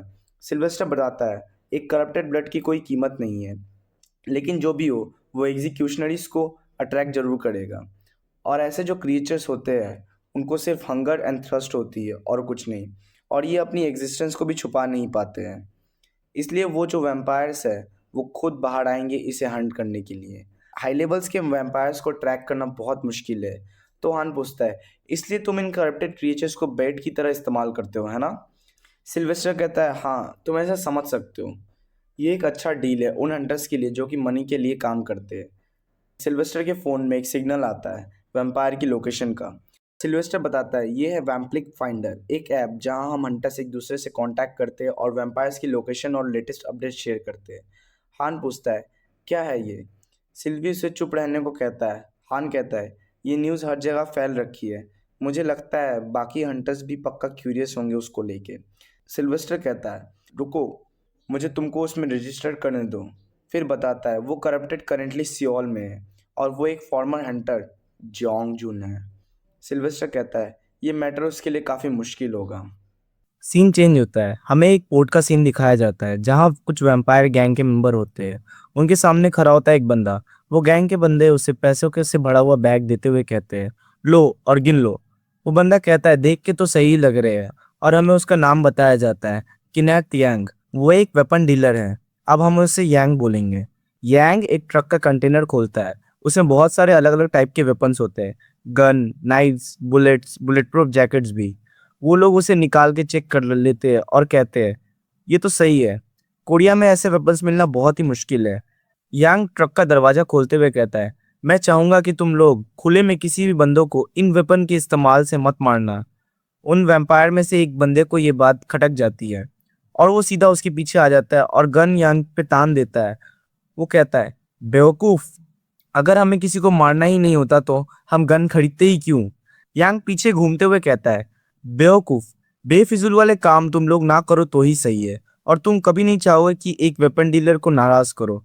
नहीं तो जो तुम अपने हाथ में ये जो लेके घूम रहे हो ना, तुम्हारे लिए एक सपना हो जाएगा इस कंट्री में। और वो स्माइल करते हुए पीछे घूमता है और कहता है देखते हैं तुम मच्छर लोगों में से किसके पास दिमाग है, क्या तुम दूर का सोच भी सकते हो या नहीं। वो वैम्पायर गन को और टाइट करते हुए कहता है तुम्हें क्या लगता है तुम्हारे पास ये बकवास करने का समय है? ये जो चीज मेरे हाथ में है ये लोडेड है। यांग चिल्लाते हुए गाली देता है और कहता है तुम अभी अगर मुझे मार दोगे तो तुम्हें इसकी बुलेट कहाँ से मिलेगी बेवकूफ। तभी उन बंदों में से एक बंदा आगे आता है और उसका गन अपने हाथ से नीचे कर देता है और कहता है जैसा कि मुझे लगा था, वेपन डीलर्स बहुत ही निडर होते हैं, तभी तो तुम इतने काम हो अभी भी, जबकि तुम्हारे सर पे एक गन तान दिया था मेरे बंदे ने। यांग पीछे घूमता है और कहता है तुम्हें क्या लगता है वैम्पायर से डील करना हो, वो भी मेरे जैसे एक ह्यूमन से, ये कोई आम बात है क्या? इसके लिए काफी दम चाहिए। तभी उन मेंबर्स को दिखाया जाता है जो कि उसे घूर रहे होते हैं। तभी यांग कहता है एक वेपन डीलर पर तुमने गन तान दिया है, ये सही नहीं था, इसलिए नेक्स्ट टाइम से 10% एक्स्ट्रा चार्ज करूंगा मैं तुम्हें। वो बंदा कहता है नेक्स्ट टाइम से, और हंसने लगता है और कहता है मैं ये याद रखूंगा नेक्स्ट टाइम से, और हंसते हंसते निकल जाता है। उनके जाते यांग की हालत खराब हो जाती है। वो बताता है इनसे डील करना सच में मुश्किल है, अगर थोड़ा भी मेरा कॉन्फिडेंस हिलता तो ये मुझे तभी मार देते। सीन चेंज होता है, हमें एक कार को दिखाया जाता है जिसको कोई बहुत तेज चला रहा होता है, और उस कार के अंदर बैठा होता है संग, जो बताता है एक करप्टेड की कोई कीमत नहीं है, लेकिन इस क्रिएचर के केस में अलग है, क्योंकि ये एक फॉर्मर हंटर जियोंग जुन है, इसलिए वैम्पायर्स ने इस पे 1 बिलियन वॉन की बाउंटी रखी है। तभी सीन चेंज होता है, हमें एक डेड बॉडी को दिखाया जाता है, उसके आसपास और भी डेड बॉडी होती है, और वहां होता है वही मॉन्स्टर, और वहां एक पुलिस की कार उल्टी हुई होती है। तभी उस मॉन्स्टर को कोई आवाज देता है ओ तो तुम यहाँ हो। वहां होते 2 वैम्पायर जिनकी आंखें रेड ग्लो कर रही होती है। हमें उनका चेहरा दिखाया जाता है। वो कहते हैं तुम्हें क्या लगता है ये सब जो तुम कर रहे हो ये मैनेजेबल है? और ये जो तुमने इन पुलिस ऑफिसर्स को मारा है, इतनी आसानी से ये बात तो एवे नहीं खत्म होने वाली है, ये बहुत फैलने वाली है कंट्री में। तभी वो मॉन्स्टर भागने लगता है। वो वैम्पायर्स अपने हेयर्स को ठीक करते हुए कहता है कहाँ भाग रहे हो तुम, और अपने हाथों को आगे कर देता है। उसकी उंगलियां रेड हो जाती है, उनमें से वेब निकलता है, और वेब के आगे होते हैं रेड स्पाइडर्स। ये वैम्पायर्स कम स्पाइडरमैन ज्यादा लग रहा है। छोड़ो छोड़ो, बैक टू स्टोरी। वो स्पाइडर जाके उसके बैक पे लगते हैं और ब्लास्ट कर जाते हैं, और मॉन्स्टर दूर गिरता है। और जब वो उठता है तब हम देखते हैं उसको उस वैम्पायर ने वेब से बांध रखा है और हवा में लटका रखा है। वो मॉन्स्टर चिल्ला रहा होता है। वो वैम्पायर दूसरे वैम्पायर को कहता है एक्लॉन, क्यों ना तुम इसको मेरे लिए खत्म कर दो। वो चिल्लाता है हटो वहां से। तभी हम देखते हैं उसके शोल्डर पे किसी ने गोली मार दी होती है। वो लोग नीचे गिरते हैं और कहते हैं कौन हो तुम? वहां एक बंदा कहता है लगता है कोरिया में पैंटलेस जुकियो पार्टी कुछ ज्यादा ही उछल रही है। और हमें दिखाया जाता है वहां बहुत सारे हंटर्स होते हैं, उनकी आंखें ब्लू ग्लो कर रही होती है। उनमें से एक बंदा कहता है हमें 2 वैम्पायर और एक करप्टेड मिल गया एक साथ, एक तीर से 2 शिकार। बॉस को ये बहुत पसंद आएगा।